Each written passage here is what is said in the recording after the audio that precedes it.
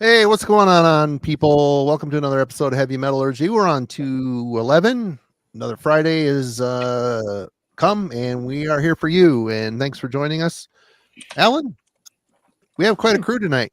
We do. We've got a fun topic set up, and we decided we needed some backup. So we've brought, some of our favorite guests around. We've got, of course, Jim down there from the album club, moonlighting on a Friday night. Yep. So, Jim, thanks for joining us.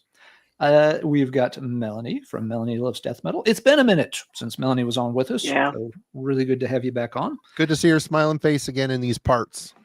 Absolutely. And of course, we've got Simon checking in from the land down under. Been a minute for him too. It's been a minute for Simon as well. Everyone's been busy. G'day. We very much have the gang together, and we got them together for which will be a very calm, relaxed, easygoing, and not the slightest bit controversial kind of topic. Yeah, it was only a little bit of anger at the beginning as we were compiling the list. I'm sure it'll only get better from here. But so really, I guess I don't know how to start this other than thank you all for joining us. As always, it's always a pleasure having you all on the show. And I don't know, should we talk about thrash metal for a minute? I mean, I know it was a big part of my life. Jim, I know for a fact it was a big part of your life. Give us a little, your resume. It's a pretty cool story. My start of metal was, like 82, 83, and it was, I'd say more like 83, 84, Twisted Sister, and then, and Rat and things like that. And then, my parents saw what was happening and tried to intervene with some Christian metal, so, they were like, buying me Striper records and stuff like that. And so I was listening to a lot of stuff like that. And I remember we got stationed in Alabama. My dad was in the Army. And then the kid down the street comes over and he's like, man, you're weak, man. And he's like, you need to listen to this. And he put on some Ride the Lightning, and that was it, man. It was over. I was a thrash kid forever. And screw you, Jesus. Yeah, it was a quick downhill slide. Megadeth shortly thereafter, and I picked up Wasp's debut, and then I was on the bus one day. I was listening to Anthrax, and the guy behind me was like, "You're listening to Anthrax? Those jams wearing guys are weak." So after that, he was like, "You need to listen to this," and Slayer, and there it went. And Jim, you seem to have a very confrontational rise through the ranks. Oh yeah, man. I was always told my tastes were weak. But luckily I discovered Celtic Frost on my own, and so I got a little bit of self cred there, and I'm wearing their shirt tonight because they're not on the list, but I also think they're a little weird and not really thrash. I think back in the 80s I called them that, you know what I mean? But now I think they're just kind of something different, so I'm okay with them. But I still had to give them some honor tonight, so wearing the shirt. But yeah, that's my thrash background, and it was definitely my life from the 80s to the 90, 91. And that is why Jim now listens to nothing except industrial gore grind, because no one's going to call him weak ever again. Right on. Awesome story. Mel, how about you?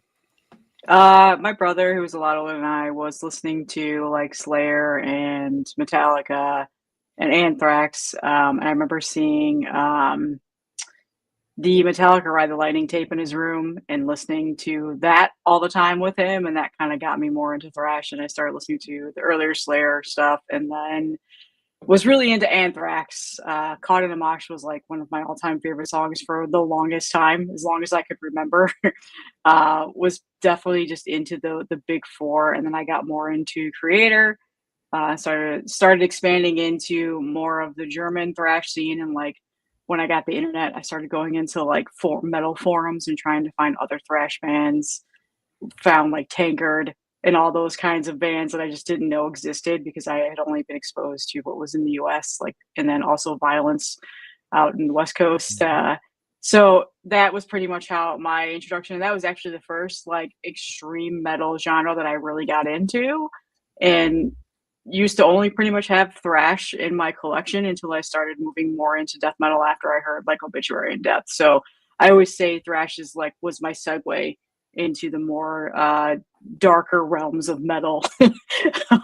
So, but it has like a place in my heart. It's pretty much my favorite genre, and I still go back and listen to Destruction. Like I remember when the first time I ever heard Destruction, I was like, "Yep, this is my favorite thrash band." And like I still collect every time there's a Destruction reissue. I grab them just because of all that sentimental value. So, and then of course I moved on to like Onslaught, and like just the more I dove into it, it was in this obsession for a long time. I would say the modern era of thrash is just something that really disappoints me right now. So all of these albums that we're talking about today is pretty much everything that I grew up with and was in love with. So yeah, I was obviously very, I was really young when I first started listening to it, and it was like the late 90s, early 2000s. So by then, thrash was pretty much almost dead. So there wasn't a whole lot of newer thrash albums coming out. So I was more like had to listen to like Slipknot and stuff like that. Like that's what was on the concert bills, with the exception of Slayer, who was still doing a lot of touring because they were still making albums. So thrash was definitely something that unfortunately kind of fell off for me after I started getting into more of those death metal bands. But it's always fun to come back. Also, Marty, we did that whole thrash stream. How many years ago was that now? Shit, I don't know. Like 3? Yeah. Yeah, I don't So, know. yeah. And it's funny because actually quite a few of these that we're talking about today, we did not talk about on that stream. So, which I found interesting when we were compiling this list. Yep, I don't remember. Sorry, all these weeks, all this kind of mushed together in my half dead brain. So yeah, awesome, cool. Simon, how about you? Yeah, so I mean, I've talked about this before on my channel, but thrash, but with the exception of Metallica, the very first CD I ever bought was in And Justice for All. I bought it in '93, but after that, it was pretty much all death metal all the time. There was a few things in there, some Sepultura came in there, things like that. But really, bands like Megadeth, I didn't even listen to until very late 90s, if not 2000. I was just straight into death metal, then into black metal. And it was hard to convince myself to go back in time and listen to thrash bands when I was following the death metal train as it was like leaving the station and running down the tracks. So what got me into thrash really was sort of two different things. When I found probably around about 2001 or 2, something like that, I sort of discovered the German bands and the very early stuff from Creator and Sodom, and that was far more in line with where I was anyway. In sort of, there was more extreme, and that's where I was on the pathway. And then the second time when I got into it, which is why I now own everything on the 32 that we're talking about tonight, and I'm really, really into it a lot more these days, was when I got back into collecting vinyl records versus CDs in about 2017 or so. And one of the first things that I picked up was Realm's debut album. I found that used and I found it cheap. And that set me on this path of like 80s thrash just feels right on original vinyl. Like it doesn't feel right on CD. It feels right on vinyl. It feels right on cassette too, because that's kind of where it was, even though I hate cassettes. Anyway, go ahead. Yeah, I mean, it just spawned in me a collector's, impulse. But at the same time, I've been really enjoying going back, like literally going backwards in the years, and finding sort of new thresholds of off years of like where my tastes go. Like for a while it was like, yeah, with the exception of Kill 'Em All, nothing before 1985. It's just not for me. Then recently I've sort of discovered, hang on, I'm liking a lot of 1984 bands now. Oh, okay. Then it was like, oh, I've got quite a few 1983 bands in my collection. And so just, yeah, the whole 80s metal thing and the 80s thrash, and it has been 90% of it has been coming around to it later. And it's been, different journey to you, Marty, but it's been really enjoyable. Yeah. And Tony, I think, said it best, Alan. He asked, how many puffy shirts did you make of thrash bands on your grandma's table back in the day? I told him only one, unless you count Motley Crue. And nobody should count Motley Crue, so only one. Right. What's your journey like? Pretty typical, I think, for kid in the late 80s. Was hearing a little bit of stuff on MTV, hearing a little bit of stuff from friends at school, seeing things in record stores. That just that looks cool. That poster looks neat. So yeah, first real heavy metal album I ever bought was a bootleg copy of And Justice for All, and quickly picked up Overkill not long after that. Annihilator was an early one. Again, because we kind of lived out in the sticks, people sometimes kind of ended up with weird tapes. Nobody had a ton, but people would sort of end up with oddball things, and so it was weird that a lot of us, heard Annihilator before maybe something like, Megadeth or Slayer, but somebody bought the Annihilator tape, so that's what we listened to. So yeah, just had a very good grounding in kind of the late 80s and earliest 90s thrash stuff. Yeah, I was one of those kids, in high school wearing the black jeans and the white high tops. So yep, that was me. So, yeah, I think just pretty straightforward for someone my age. That was kind of the popular thing in heavy metal in the late 80s. So when I started listening to heavier stuff, that was obviously the thing that was easy for kids to get into. So yeah, no big special revelations or anything there. Marty, what about yourself?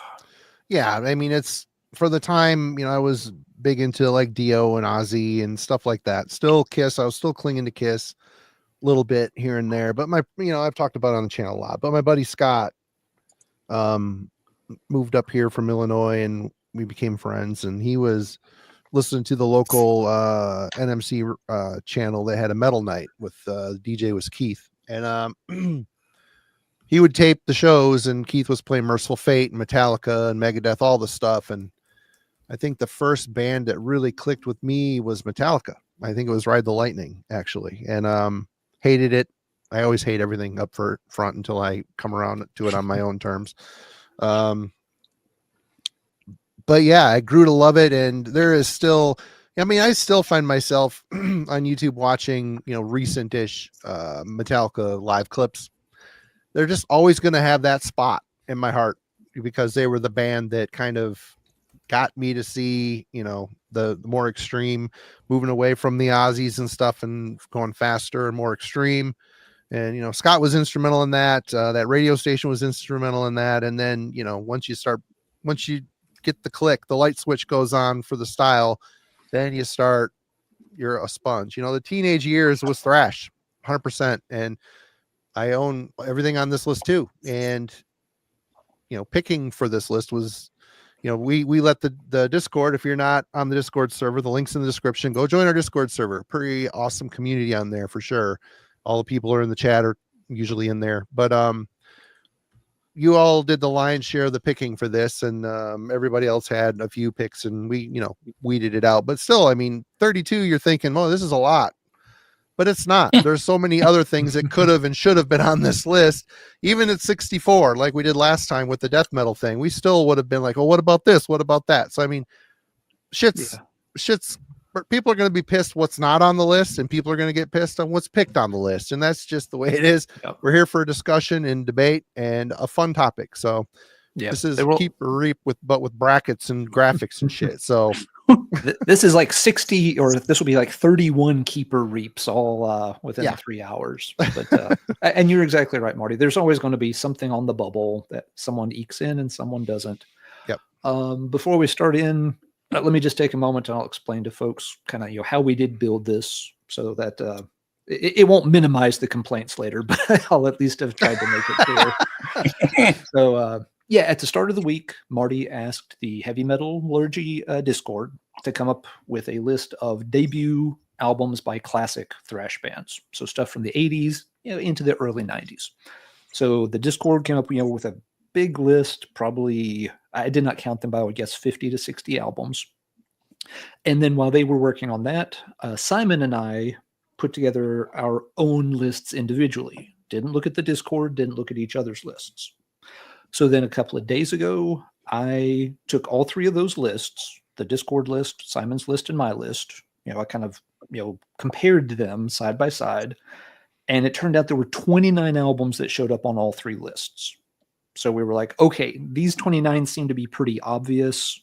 That's going to make up the kind of the main chunk of the bracket. But then Marty, Jim, and Melanie each got to pick any one album that wasn't already on the bracket, and it just got plugged in automatically. There was no vote or debate or anything. They could pick any album that was left on the bubble, and it got one of those three final spots. So that's how stuff ended up in the bracket of 32. So for the albums that did not make it, and yeah, there are some good ones that didn't quite make it, do understand they had multiple chances to get on, but they didn't show up on my list, Simon's list, and the Discord list. So that was kind of strike one. And even after that, they had 3 chances to get an automatic bid, either from Marty, Melanie, or Jim. And everybody picked something else over them at that point too. So every album had some chances to get on there. Yeah, sure, there's some we'd still like to have crammed on if we could, but 32 makes a nice even bracket that breaks down all the way to 1. And we've got 32 great albums here. By the end of the night, 31 of them are going to be deemed losers. And that's just the way a bracket works. And I don't know if you mentioned it, I was reading the chat, but all crossover oriented stuff were called. Yeah, just some general categories. We did not venture into crossover territory. Again, we didn't pick anything that came out, more like mid, late 90s or 2000s. These are, classic albums, 80s, maybe a few from the earliest 90s. And I don't think we picked a lot of things, that strayed too far, like into, death thrash or, death territory either. There's a couple I looked at, like, oh, that should be on. But I'm like, well, the vast majority of people would consider that more of a death metal album than a thrash metal album. So yeah, it makes sense to leave that kind of thing off too.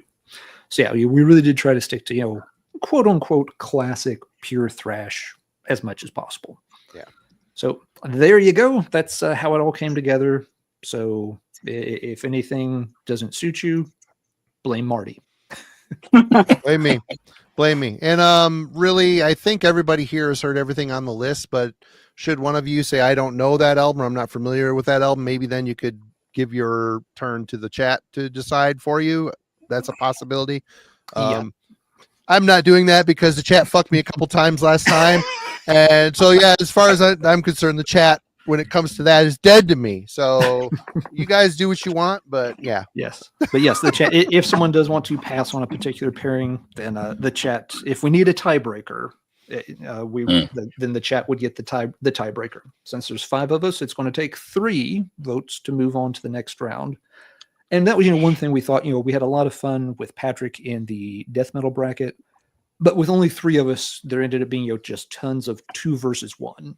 And we're like, if we have a few more voices, it will actually make it a little more interesting because you can have some different combinations of 4 versus 1, 3 versus 2 kind of situations. An album could get the first 2 votes and then still lose the round. We'll have to see how things play out. All right. I came prepared just in case, because I think some of this is going to rub me the wrong way, but I came prepared with some automatic responses.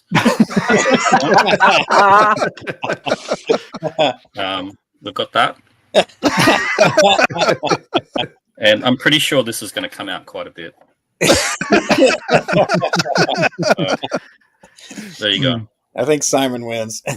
Yep.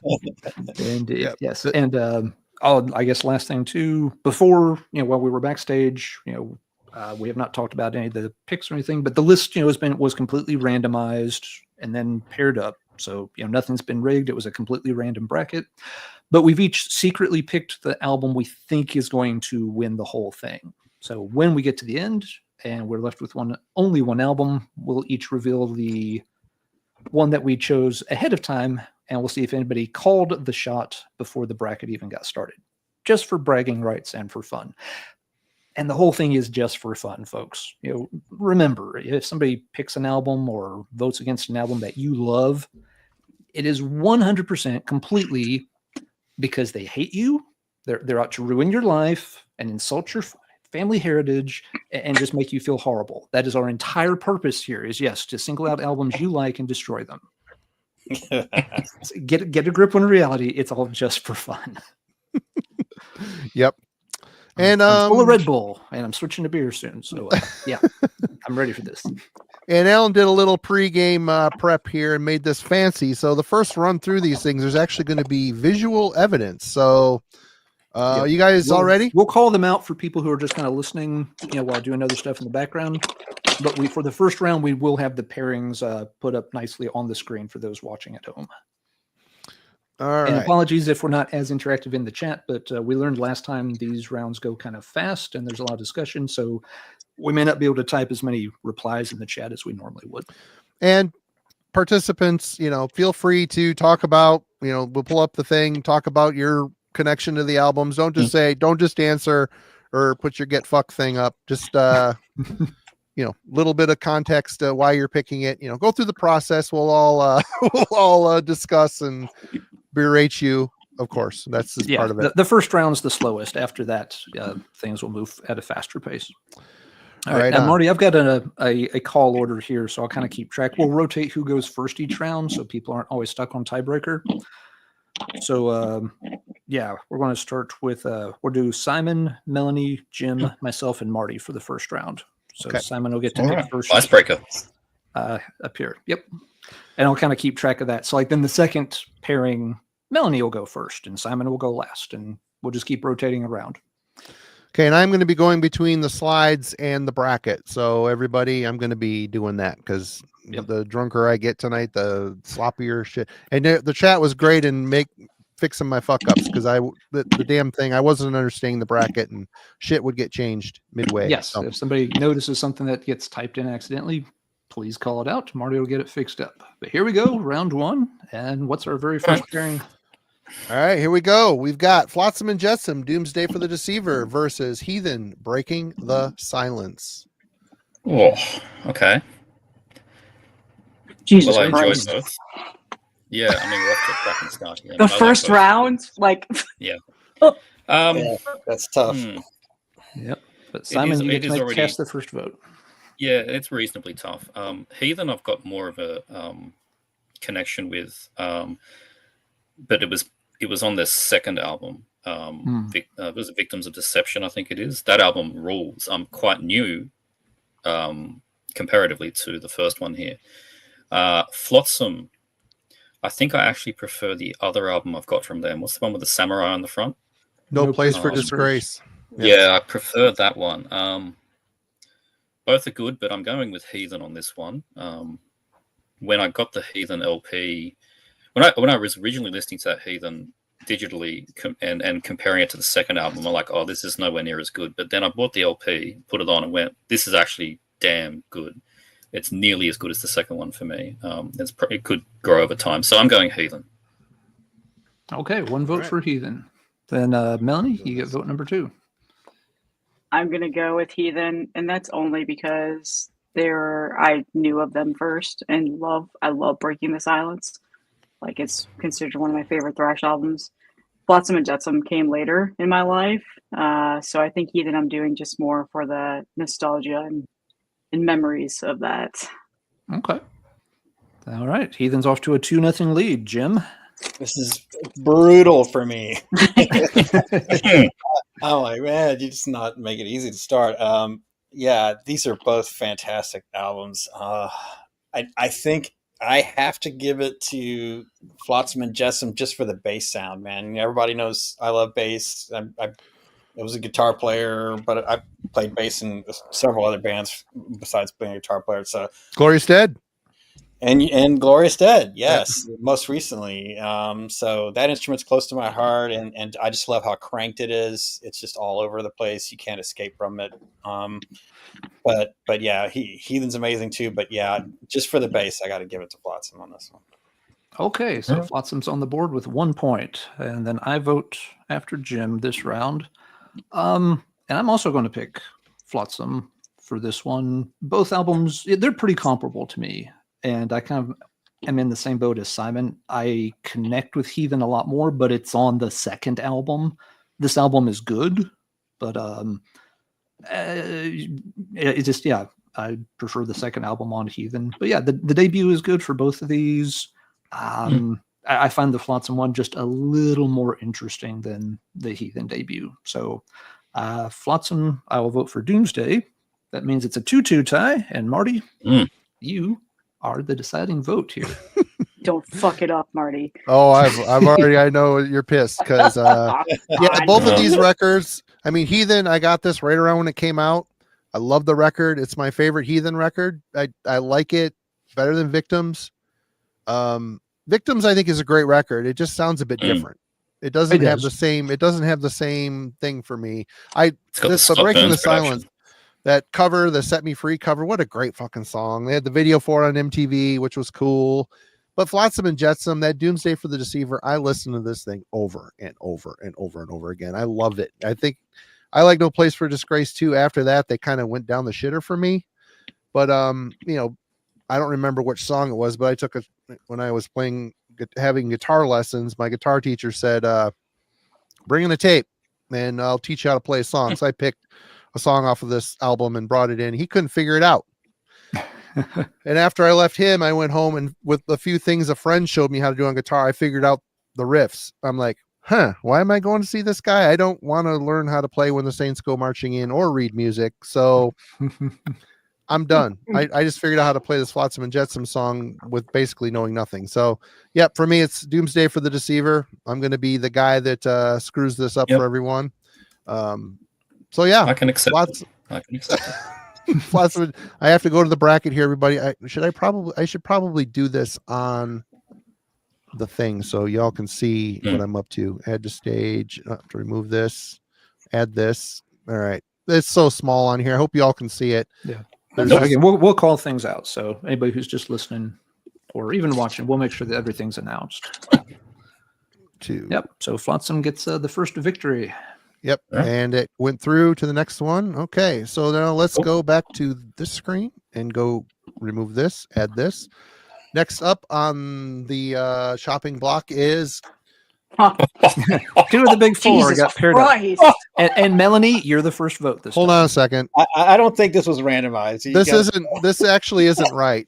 It's out of whack with what we have here, but I can go to, we'll just follow it's fine. This will be fine. Okay. Yeah. So we have Metallica Kill 'Em All versus Show No Mercy by Slayer. Hi, Melanie. This is actually an easy answer for me, but go ahead, Melanie. God damn it. I really love Kill 'Em All. Fucking Slayer. I really love Kill 'Em All.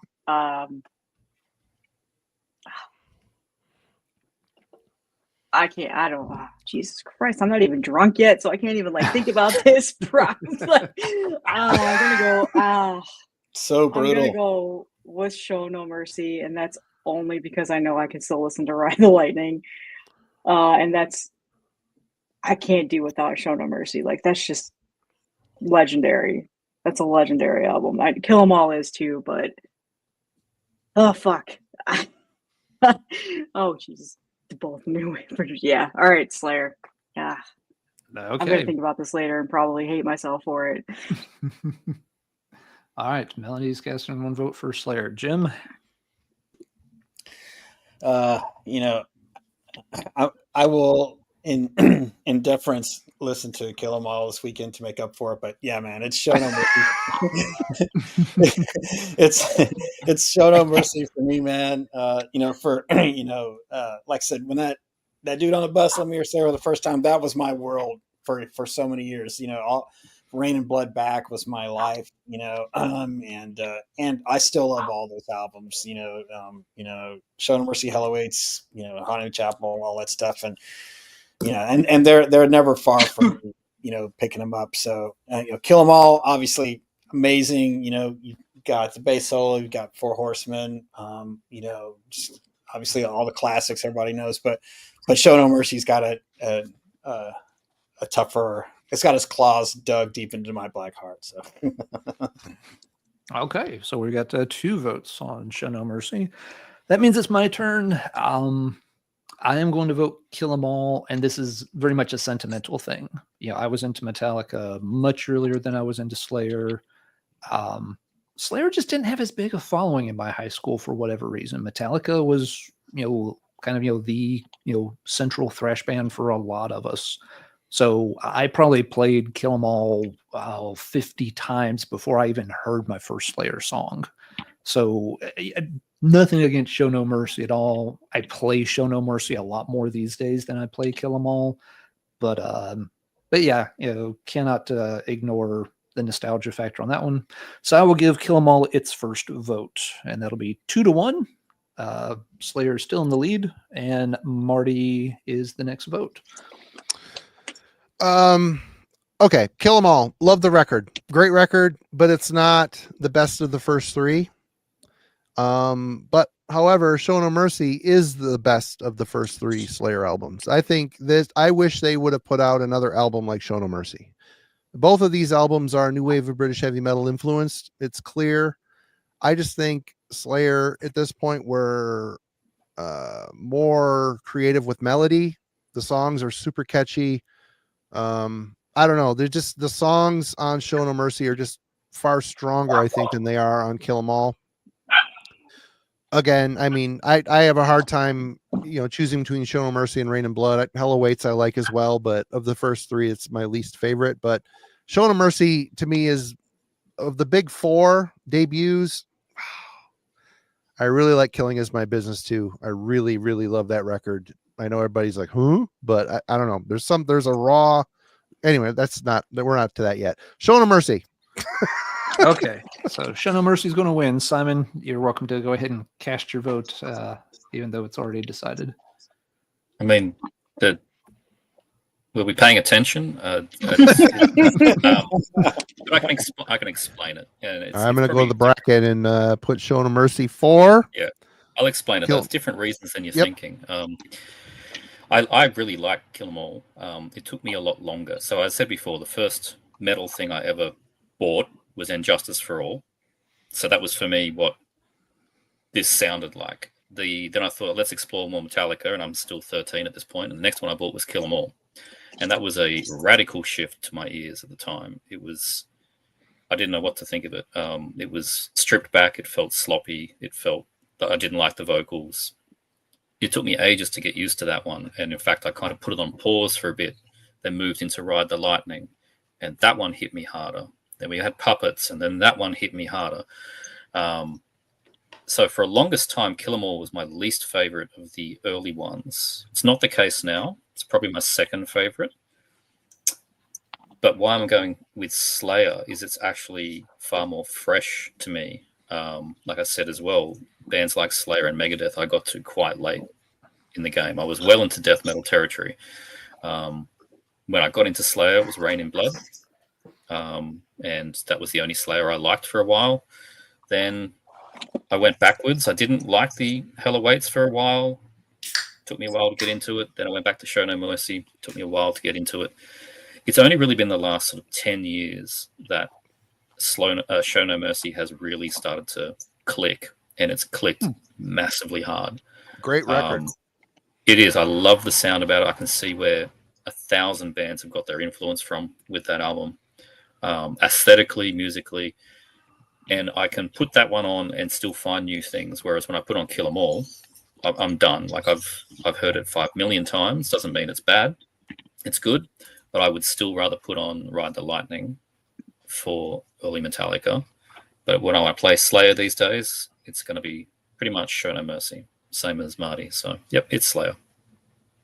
Oh, that's fair. Yeah, and even as the sole vote for Kill 'Em All here, I get this. I'm fine with this. This is not a rage quit moment. It was we got a very, very tough pairing right out of the box, but it's going to happen. And I kind of figured Slayer would carry it. Incredibly tough. Yep, I figured Slayer would win it, and I am fine with that. It's an awesome album for sure. But it's time to move on to our next matchup. Jim, you'll be picking first this time. Marty, what does Mr. Jim have to choose between? Sepultura's Morbid Visions versus We Have Arrived by Dark Angel. Cool. So This is a good. This is a good comparison. This is a good one.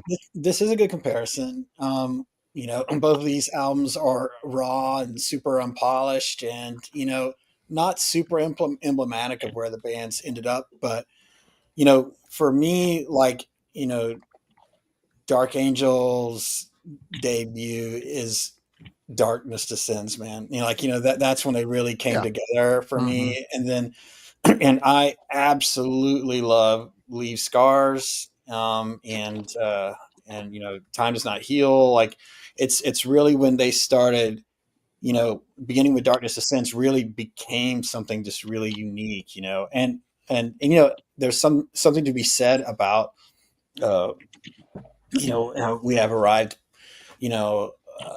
it has, to me, like a lot of Slayer love on it, which, nothing wrong with, but it doesn't have that voice the Dark Angel, has for me in my head. Morbid Visions is just raw and awesome. And I just really love the songs. And, and I think for me, the comparisons, production aside, I think the songs are more unique. And I still listen to Morbid Visions to this day.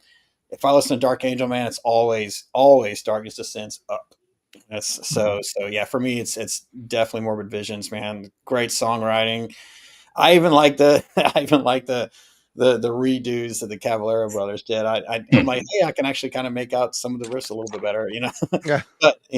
But man, it's a killer cover. The songs are just just headbanging awesomeness, brutal, and punch you in the face, and just Brazilian metal at its finest, man.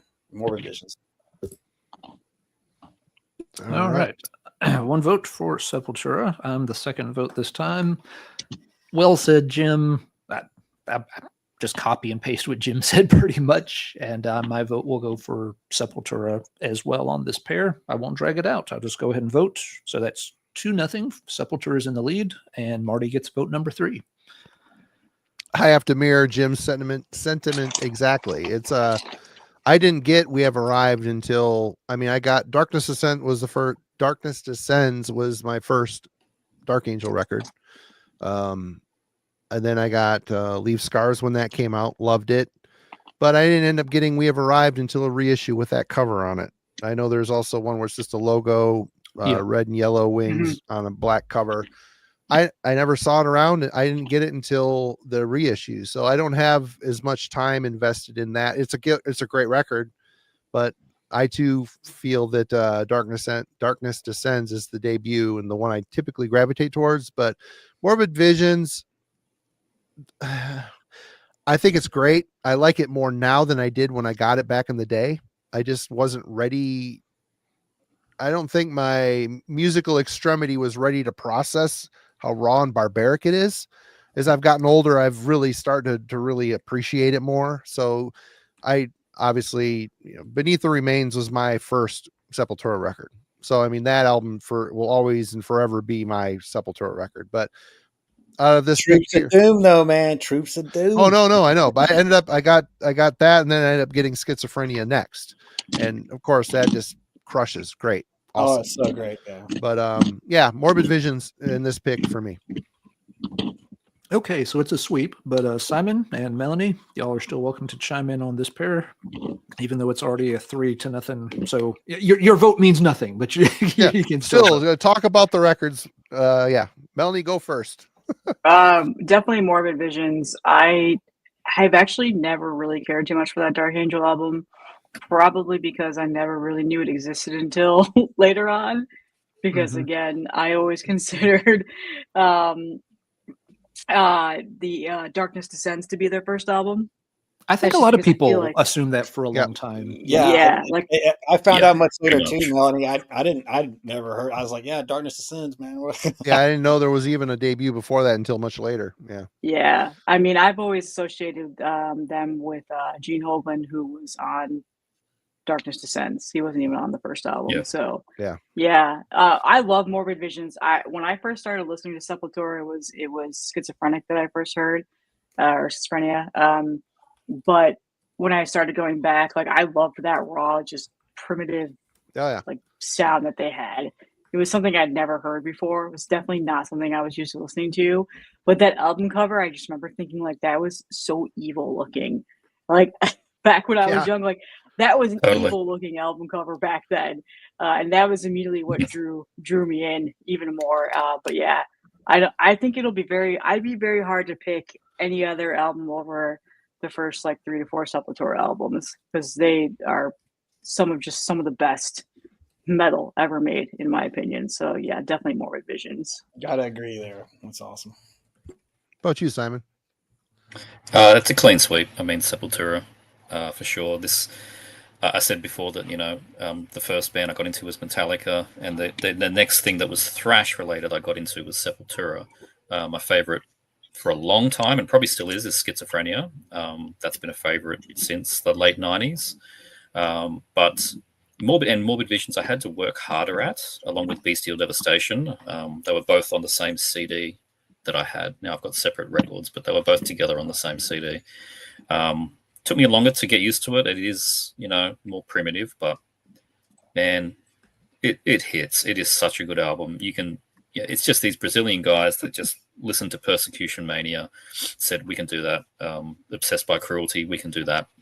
And then Morbid Visions. It's just amazing. So that's it. All right, I have the information logged in to the bracket. It's ready to go, and we're going to move to the next round here. We've got, And this one may be a little rough one, folks. I feel like this is a tough pair. No, this is easy. Destruction's Infernal Overkill over Violence, Eternal Nightmare. And never underestimate the number of people that love that Violence album. I know. We saw it like when Metal Mickey and the guy Right here. with the Contract in Blood stream years ago did something kind of like this, with like challenging thrash albums, and they could not find anything that would beat Violence Eternal Nightmare. It really cleaned house in their stream a few years ago. So yeah, it may look simple at first, but I never underestimate Violence. Divisive vocalist. I mean, people get hung up on Dave Mustaine. I mean, Sean Killian's voice on here is borderline annoying, but it somehow works. It's like a hardcore yelling style, but it fit. Once you get accustomed to it, it works for some reason. But yeah. But we'll see how it goes. But again, I think it looks kind of easy to me, but that Violence album has a huge fan base. So let's see. I cast the first vote here. I do have to go with the Destruction, however, for sure. I go back and forth on what my favorite Destruction album is, but this one's always in the conversation for it. I like the Violence album a lot, and Sean's voice does not bother me. I get why it does irritate people. I can hear why it would grate on folks, but it's not ever really triggered me in any way, so I'm okay with it. And the music underneath, is really, really good. It is really good. Yeah, it is, but it's not Infernal Overkill. That's kind of special, and that's on just another tier. So my vote, I'll be the first vote here, and I will pick Destruction, and Marty will get the second vote. We did a very deep dive on this on the album club. Jim and myself and some of our co-conspirators did Eternal Nightmare. I think Jim might have picked this one.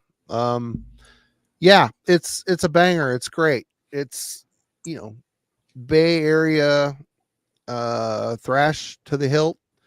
I always preferred the second one, Oppressing the Masses, a bit more, but I mean it's comparing two great things to each other. But that Infernal Overkill album, that thing, of the first 3 albums, and I really do worship the first 2 in particular, but it's the best sounding.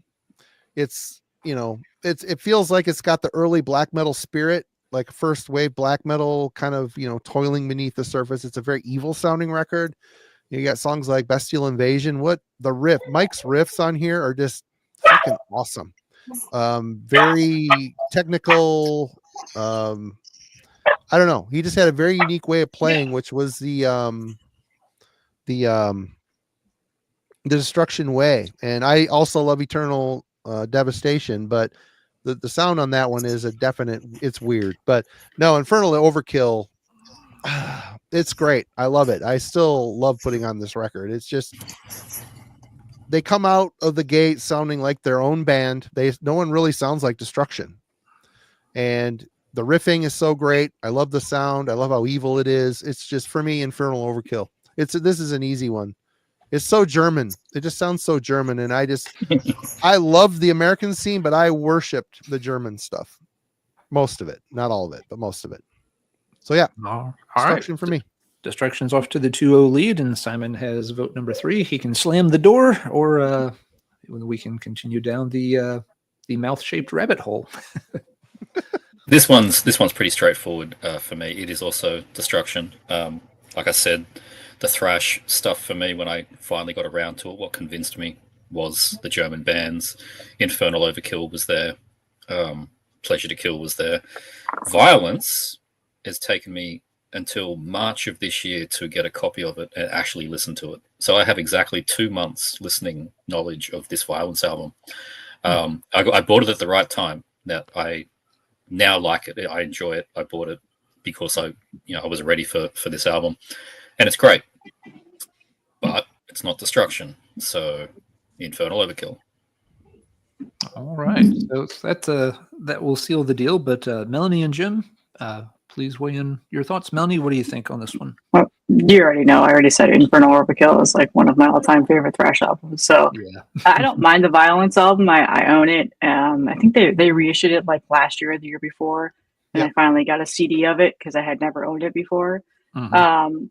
I was not a really big fan of the vocal style, and it did remind me a lot of Megadeth, which is what took me a while to get into.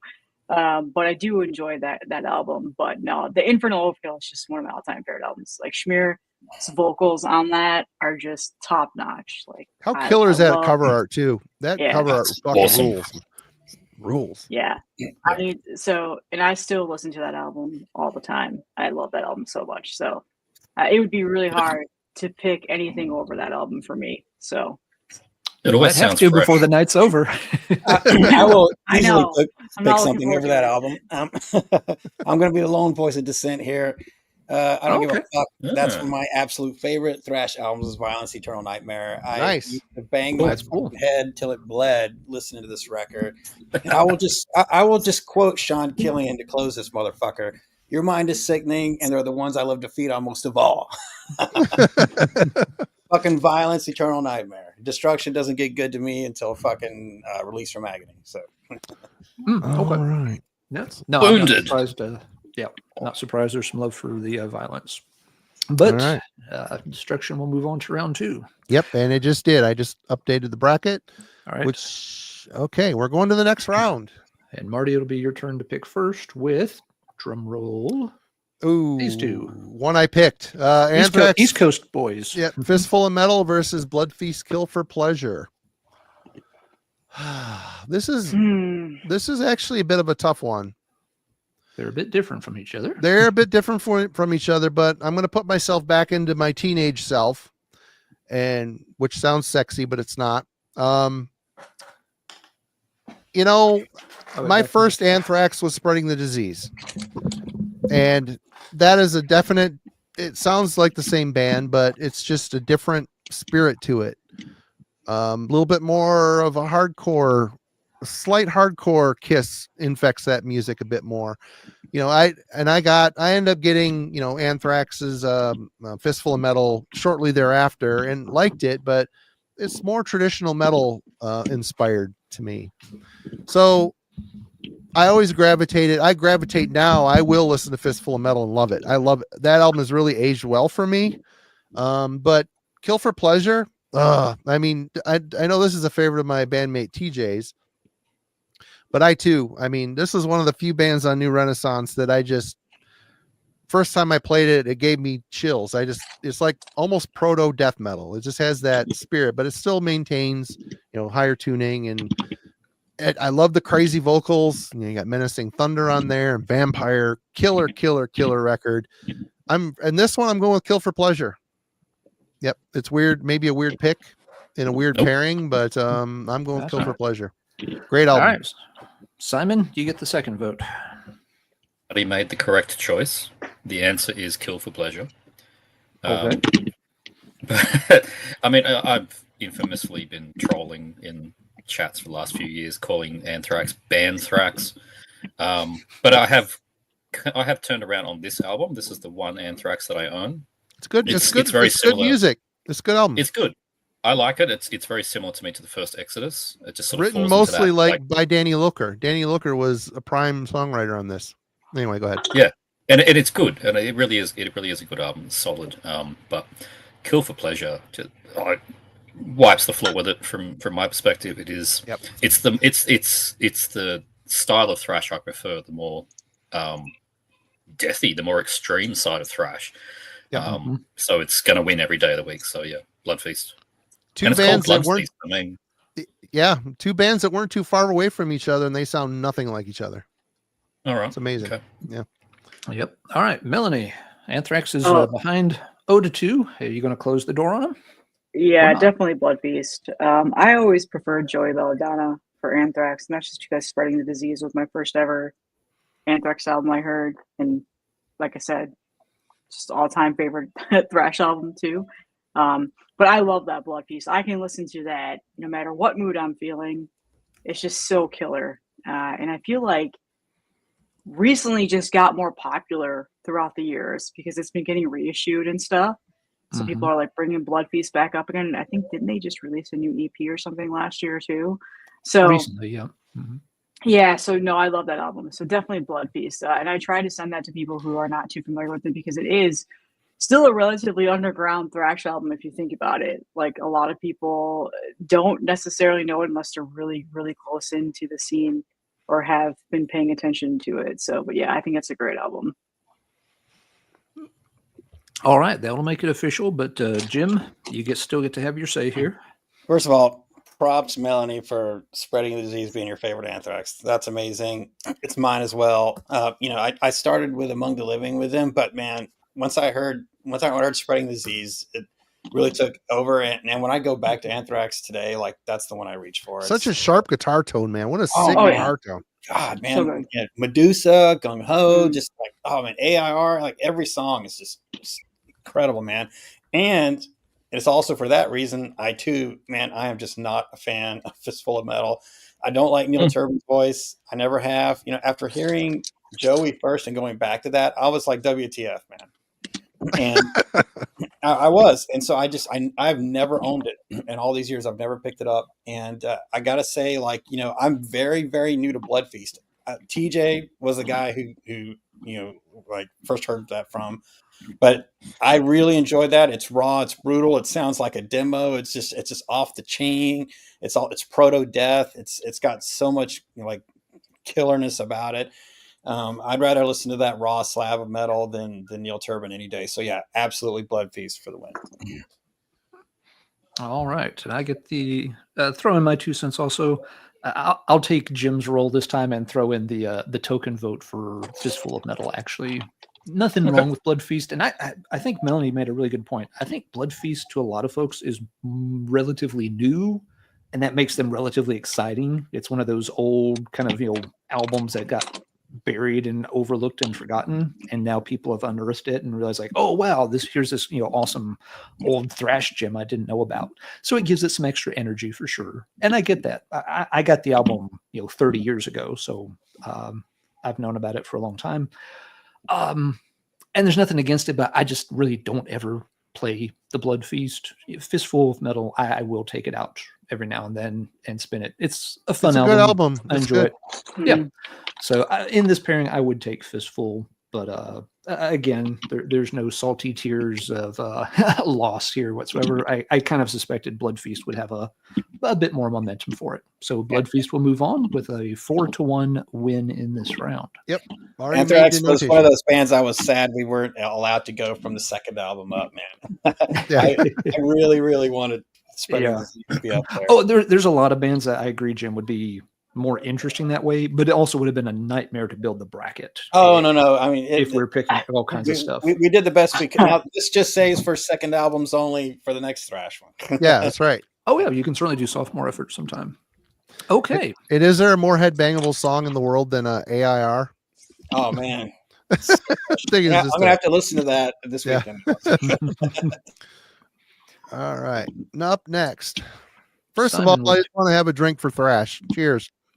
Cheers to Thrash, and cheers to the 112 people currently watching. Appreciate y'all hanging out. Hope everyone's having fun. I haven't seen too many people's head explode in the chat just yet. Some folks have agreed that we've had some tough pairings pop up. Tony's had some trouble. He's like he's been keeping the score. His picks aren't doing so well, but hang in there, Tony. Hang in there, The Tony. night is young. All right. Up on the next one, we've got Voivod's War and Pain versus Demolition Hammer's Tortured Existence.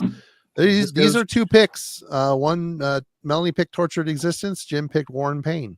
Yeah, so these are two of the teams that got automatic bids from our panelists, and Simon gets to choose who he loves most the first. Talk a lot because I have to go pee. I'll be right back. This one is pretty straightforward for me. I love the Demolition Hammer. Absolutely outstanding stuff again. I mean, after the Blood Feast, you kind of know where my tastes automatically gravitate to. The more extreme side of thrash. I've had that one at least 20 years, the Demolition Hammer on CD. Then I got the LP in the last sort of 5 years. I love it. Voivod, the only Voivod that I actually own, I don't actually own this, I own Killing Technology. I'm really getting into Voivod. It's been challenging for me to get into them properly. But I'm getting there, and I've started with Killing Technology. But this one, I'm only really very cursorily aware, but it doesn't matter. It's Demolition Hammer. I'm happy that Melanie added it to the list. So. Okay, so Demolition Hammer gets the first vote. Melanie, you get to vote second. Are you going to stick to your album, or are you going to jump ship to Jim's? Yeah, Voivod's just really not a band that I can go much into. Killing Technology is about as far as I've gone with them. I really need to try my hand at several other albums. I don't mind this album for them, but that Demolition Hammer is just so good. I cannot. That's why I put it in. I think you guys first initially hacked it when we were talking, and I was like, "Oh, what the fuck." Oh, that's going back in. I was so mad about that. Yeah. And so it was on I think it was one. on 2 of the 3 lists that so Yeah. it was missing from like one of them where it didn't. So yeah, it ended up on the bubble and you put it back in. Yeah. No, I have to go with that for sure. I will try the Voivod again.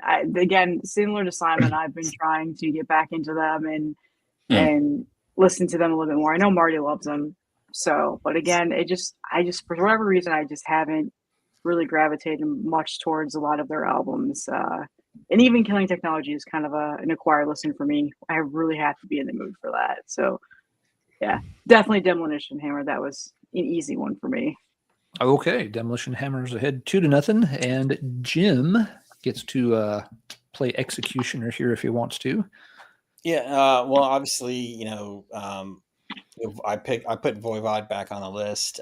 This isn't my favorite album by them. The 2 albums before Killing Technology were always tougher for me, but still, like, you can hear like Piggy's like weirdness as an innovator, as a guitar player, starting to push through like the Venomism, like much better played Venom style riffs.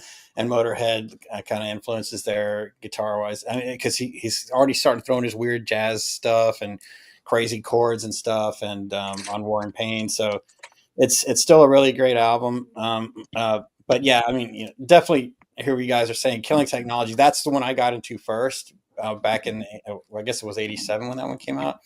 I got it when it came out. Loved it. I still do to this day. It's still my favorite. Dimension Hatros is a very close second. It's a really, really amazing record.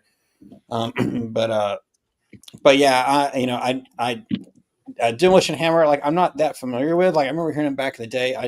I'm not connecting with it. But as much as you guys love it now, I'm like, maybe I'm missing something.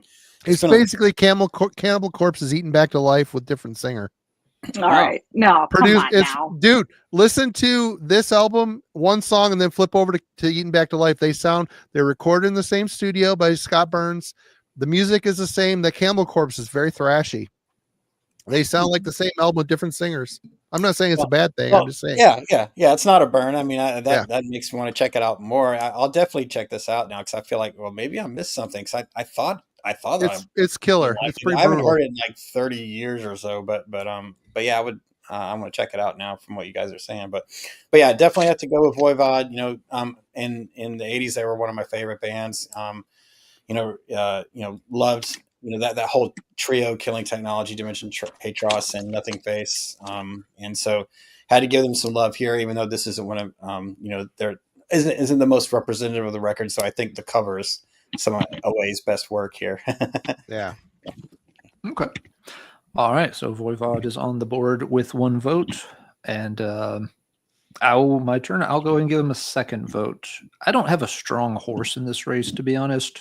Like Melanie and Simon were saying, Voivod has always been a tough nut for me to crack. I'm working on it, but so yeah, I don't have a strong connection to War and Pain, but I don't have a strong connection to this Demolition Hammer album either. It's the second album, is the one that I've got a lot more mileage with. So it's pretty even for me, but if I have to pick one, I'll pick the Voivod. That'll make it 2-2, and that means Marty gets the deciding vote on this particular pair. Melanie is about to flip her first folding table. Of course, you're gonna pick Voivod. You should have picked. You should have set the table up so you could just flip it whenever, But yeah, for me, it's Voivod. I mean, I do like this Demolition Hammer. I prefer the second one, Epidemic of Violence. But War and Pain, although it's not my favorite Voivod album of the early albums, it still rules. I think it's great.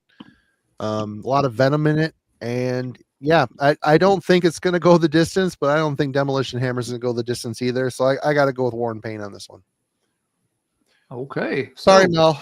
Comes back from the 2-0 deficit to win 3-2. I got to find it here in the list. Hold on 1 second. No War and problem. Pain 3. Tortured Resistance 2. All right. We move on to the next. And the next is Sacrifice, Torment and Fire versus Creator's Endless Pain. This is a good one. Good. Yep. And Melanie gets first shot at this one. Endless Pain. Like I can't pick Sacrifice over this Creator album. I love this Creator album so much. I know a lot of people prefer the next one after this. Oh yeah. But I know you do, and I do love that Sacrifice album, but that came much later in my life. I was not into Sacrifice until I was much later, and by that I had already been so into Creator. Like I'm going this solely as nostalgic, like young kid finding German thrash. Love this album, love that album artwork, and I can't pick Sacrifice over this. Maybe if it was over Demolition Hammer, I would have picked Sacrifice. But this, I can't do this. I can't get rid of Endless Pain right now. No, it's too early. It's too early for that to be picked out. I will leave if you guys kick this out. Have to borrow one of my sons. Hey, Alan. Alan, there's a storm rolling through. Okay. If we lose power, I'm going to email you the link to the bracket. I don't know if it's going to work because I had to subscribe to it. Okay. I will do what I can. If I'm going to send you the link, and we'll go from there. Anyway. Okay. Sorry, everybody. I didn't want to type all that shit in the private because, whatever. No, I appreciate the quick heads up. Yep. Well, fingers crossed everything's good. But all right. So Melanie's given the first vote to Creator. Jim, you get the second vote.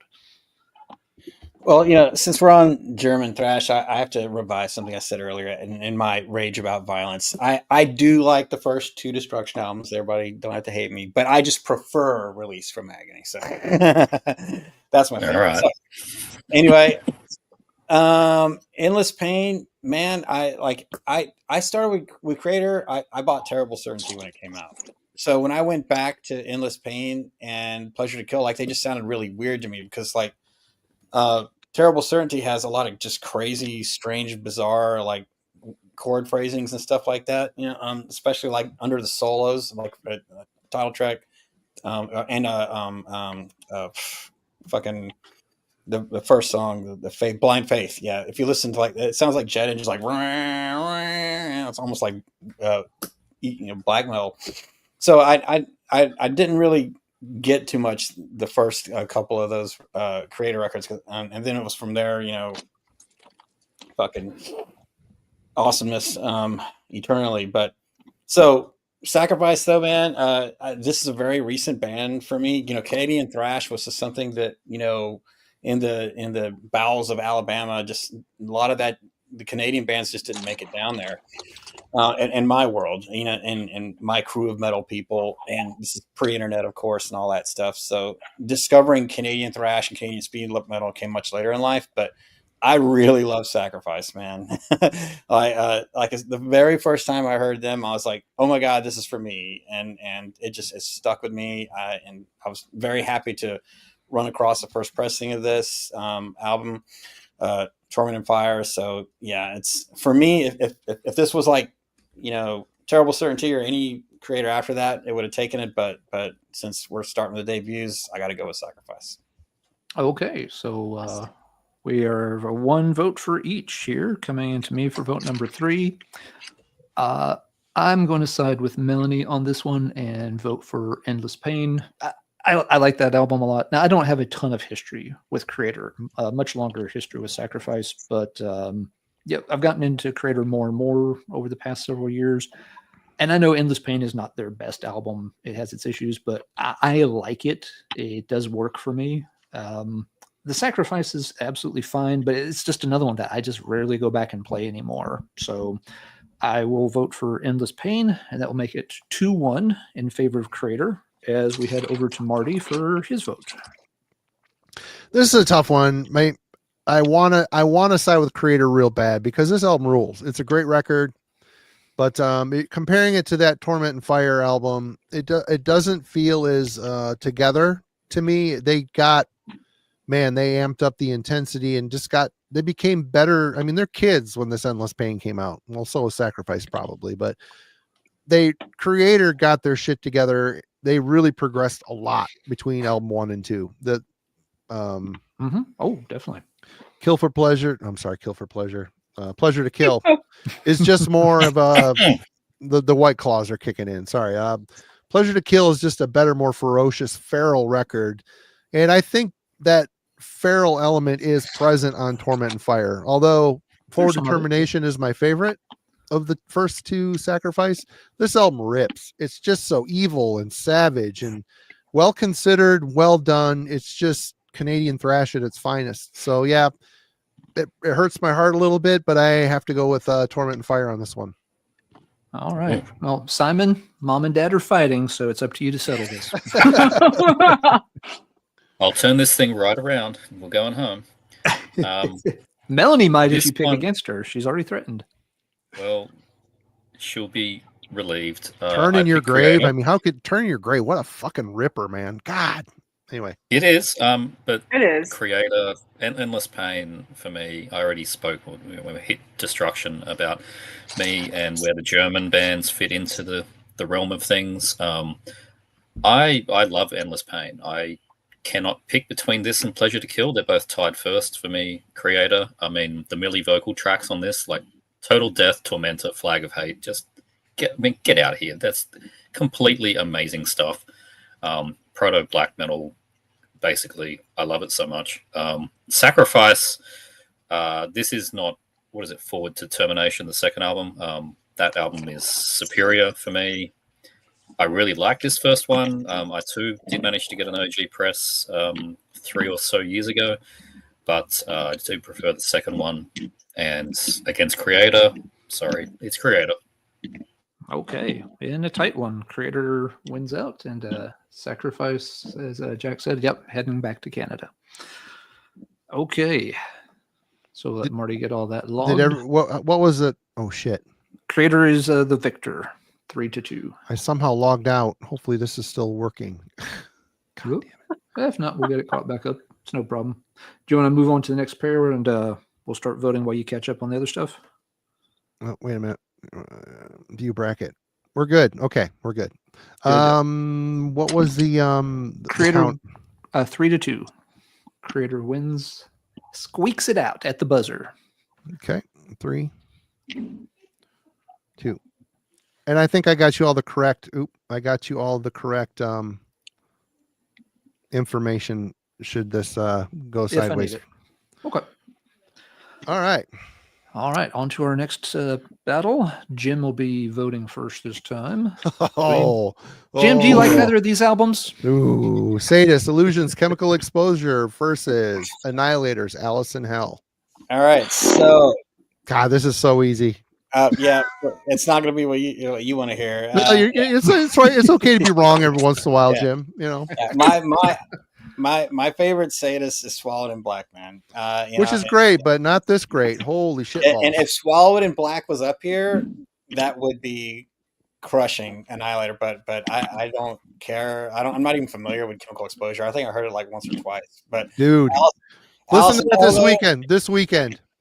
Certain death for the I win. got some homework. I got Demolition Hammer, and I got to hear Chemical Exposure again. But yeah, I haven't heard that in a long time, and I don't remember it grabbing me the way Swallowed in Black did, and still does. But Alice in Hell, on the other hand, man, I love Annihilator. This is one Canadian band that did make it down to my Bama life, and I love this debut.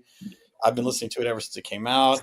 The bass tone is amazing. It's so great. And I just love, even though Jeff Waters plays both instruments, guitar and bass, like I love how they're equal in the mix. You can hear them just running the scales together. The solos are amazing.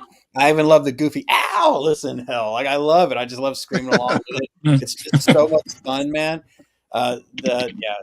This is great. The album after this, Never Never Land, was good too. So yeah, for me, it's like I said, Swallowed in Black was up here. That'd be the easy win, but it's not. So I'm going with Annihilator.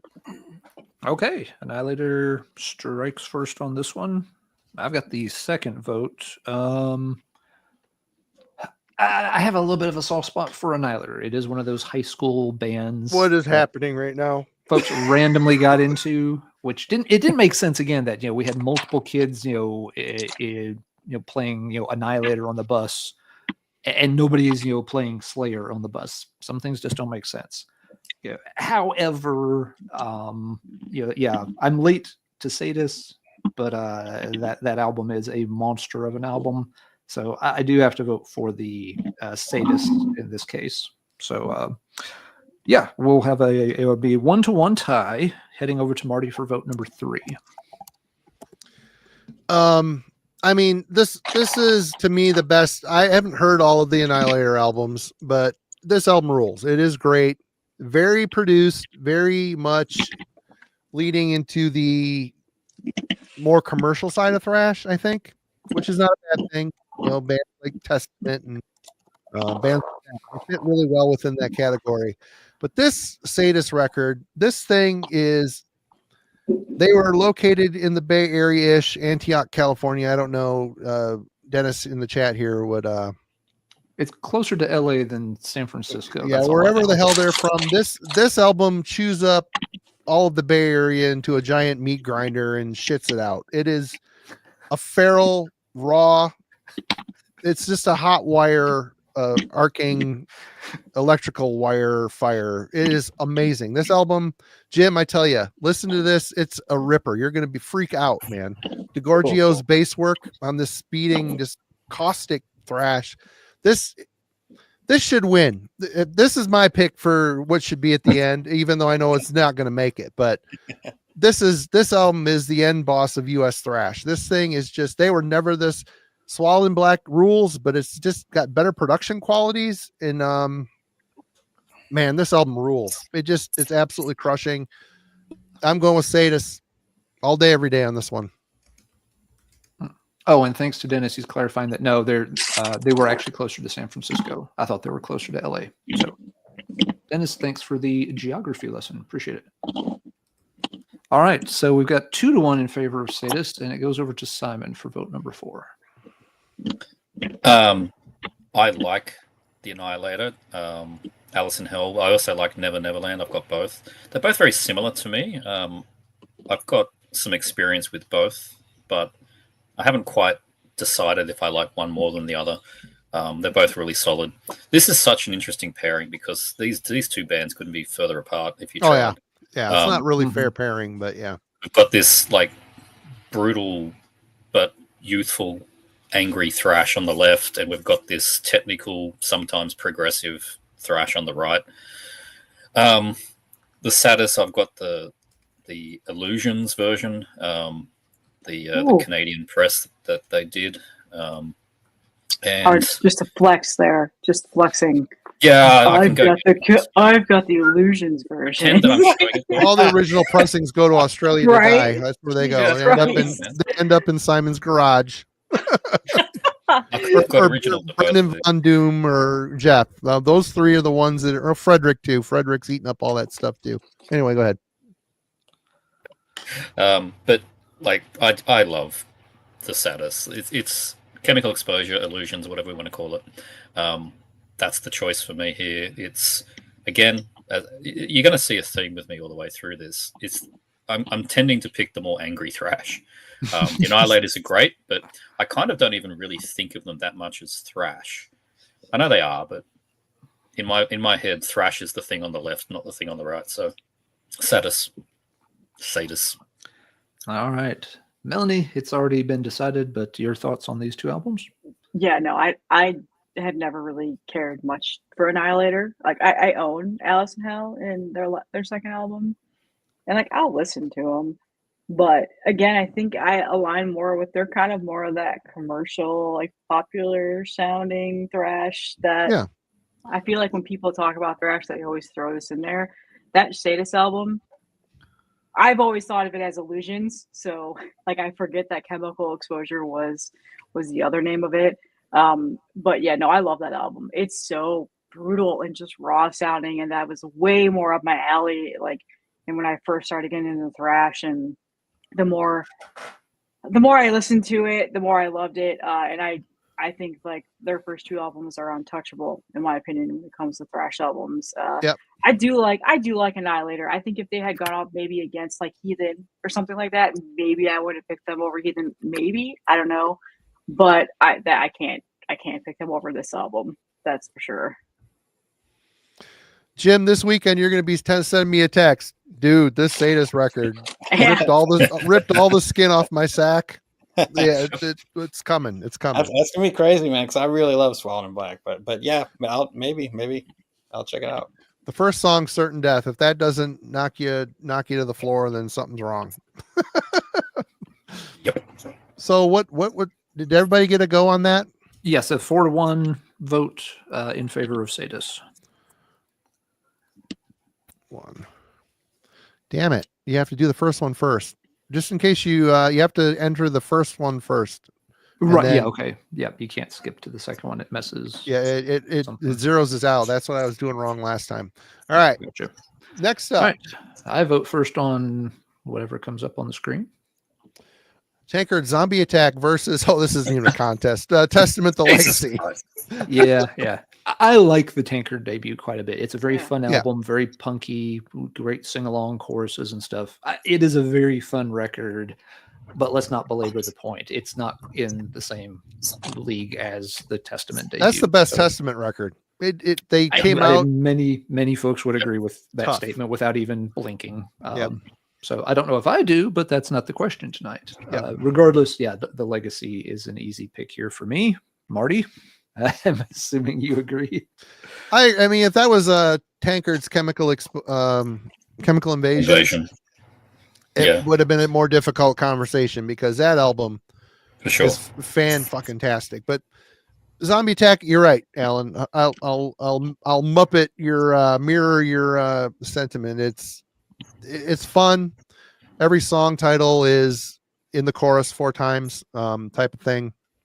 But the Legacy, perfectly sculpted thrash metal. The best song, some of the best songs they ever wrote. Love the production. It just had an intensity to it. And Legacy for me all day, every day. Yep. Simon, you want to make this official? I mean, I won't labor it. It's obviously the Legacy. And agree with Marty. If this was Chemical Invasion, it would have been a more interesting discussion, but I still would have picked the Legacy anyway. No Tankard is competing with this album, so yeah. Fair. Legacy. Melanie, your thoughts? Yeah, oh yeah, Testament. I'm not even. I have to. That's probably like I do like that Tankard album, but I would never pick it over this album. Like this album's untouchable for me. So Fair. yeah. All right, and Jim, anything you'd like to add before we wrap this one up? Yep, totally agree with Marty and Melanie. It's absolutely a sweep. That first 3-song hit, man, of Over the Wall, The Haunting, Bird Offerings. Yeah, that's the thing. Yeah, I mean, that is just a smothering thrash attack. It's just amazing. And now I want to listen to Testament. So yes. Yeah, this may be the easiest choice we've had so far tonight. Just for those keeping score, the next bracket is Legacy and no spoilers. Looking ahead. No spoilers. There, I'm already pissed off. Anyway, next up, Marty gets first pick on this pair. Here you go. you Can't wait, Melanie. Fuck You this. don't even need to just add me a nuclear assault. You don't even need to have me talk. this is hard because this fucking Megadeth record is awesome. This thing, I love this record. This thing, I love both of these records. What? I hate this. everybody, bitches about the way this album sounds, but listen to the drum production. It's so live and heavy. Gar's performance on here, he is just off the charts, killing it on this record. His drum performance on this record adds so much intensity to this album. Love or hate Dave's vocals. He's a great songwriter. He's an amazing riff writer. Obviously, I mean, the fruit of a lot of his labor got Metallica off the ground, and a lot of those songs are on the first couple Metallica records. So they ought to, send this guy a fruit basket every year for Christmas just to say thanks for getting us down the road so we can write awesome albums like Saint Anger and Load and Reload. But anyway, this sucks because Nuclear Assault are a very special band. This is a very special album, although the guitar sound is the production is really shitty, but somehow it kind of became their sound. It got better. Survive is better produced, a great sounding record. Handle with Care, great sounding record. The Plague EP, great sounding. And the Brain Death EP is even really good sounding. This record, though, it sounds like it's played on a blown amp. But anyway, I'm talking a lot because I don't want to make a decision. Get on with it. Both of these records are great. Take one of them out behind the shed and do what you have to do, Marty. Old Yeller. Killing Is My Business is like revenge porn. If he wasn't so pissed off, it could have been a mass. It could have been I don't know. It's funny because he lockstep with Metallica. The Megadeth records tend to be way more proficient musically, and especially Rust in Peace. To see him crying on that Some Kind of Monster thing, and I'm thinking, motherfucker, you wrote Rust in Peace. Why are you crying? That shit's all over everything Metallica ever did. Anyway. You're still dodging the issue, Marty. I am dodging the issue. It hurts, but I'm going Megadeth. Okay. Megadeth gets on the board first. That's stupid, but I'm going Megadeth. All right, Simon, your vote. I can answer this visually. The last thing I was listening to just before this stream was this. Yep. So that's awesome. It's fucking awesome. My answer. Yep. It is awesome, right? And I'm not anti-Megadeth. I know somebody in this chat is a bit anti-Megadeth. I don't remember who, but somebody was. And for me, both bands, Nuclear Assault, Megadeth, the second album's better. I prefer Survive over this, and I much prefer Peace Selves over Killing. Killing is great. I don't yet own it. I haven't found a cheap copy. Oh, dude, it's so good. But I even like the Nancy Sinatra fucking cover on there. I don't. Yeah, see these. Marty, don't make me make the meme face. Yeah. Do not make me make the meme face. No, sir. It's conveniently at the end of side A, so I can take the stylus off early if I want to. But it's this one for me, and I always forget when you get to the 38-second long "Hang the Pope." That's essentially a grindcore song. So that instantly just means, yeah, okay, well, we're picking Nuclear Assault today. So, yeah, game over for me. It's game over, Megadeth. Okay, so we're tied at 1. Melanie, you want to make it official? I know I've convinced her, and she's gonna come around and say, you know what, Marty's right. I need to make shirts for everybody that says Marty's right. And just put that on. It'd be great. Melanie's thinking so far so good, so why not? I would pick a Taylor Swift album over this fucking Megadeth album. Didn't see that coming. Wow. Game over. Easily. Okay, so Nuclear Assault pulls ahead 2-1, and now Jim. Jim can make this. Jim is official. now you get to choke on this, buddy. This is I'm struggling like Marty. This is horrible for me. I love both of these records, man. I bought Fifth Angel, just their debut, just on the cover. It has a really cool evil looking angel thing on the cover, and put it in and hated it. I was like, what is this? Because I was a full on thrash kid. I'm like, it was not heavy enough for me. And I was friends with a guy who was super into Dio, which I didn't get into Dio till many years later. Now I love Dio.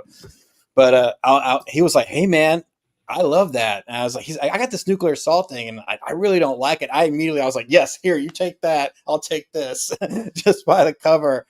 And fell in love with it, man. Yeah, Hang the Pope, man. Like, what a great, like, a proto grindcore song. I mean, you know, and even though the guitar sound is really weird, it sounds like they're playing on Telecasters or something. Like, it's just great songwriting. John Connolly's voice is amazing. Yeah, I mean, you know, I am with Simon. You know, Survive is a much better album. The songs are it's you know, stronger, and the guitar sounds way better. It's way better on Survive. But man, you know,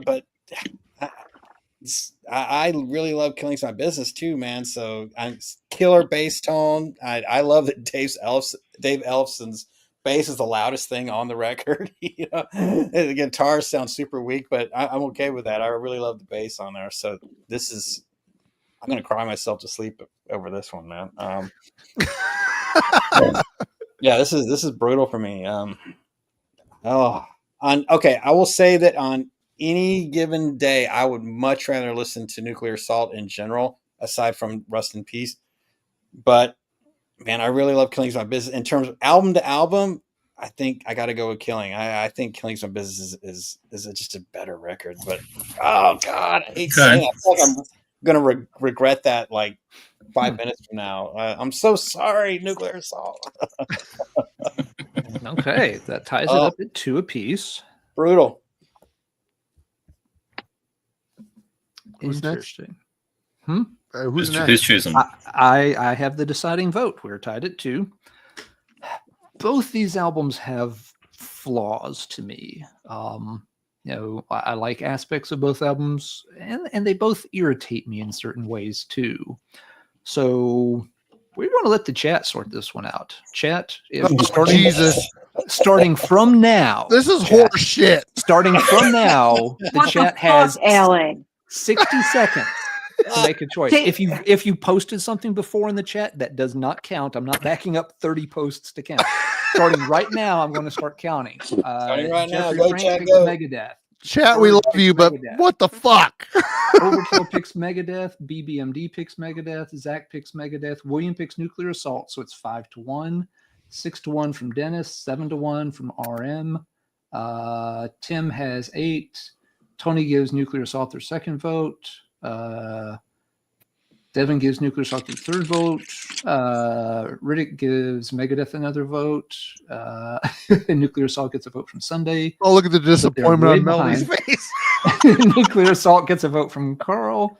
So it's like 12-5. Goldie Wax, so now 12-6. So right now, Megadeth has doubled up Nuclear Assault. We've got about 15 seconds left on the clock.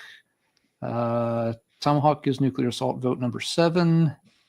So it's like 12-7. Megadeth from Frosty makes it 13-7. Nuclear Assault from Jay, so 13-8. 14-8. Steve, Nuclear Assault, 14-9. All right, and that's about time. So yeah, Megadeth is going to win about 14-9, thanks to the chat.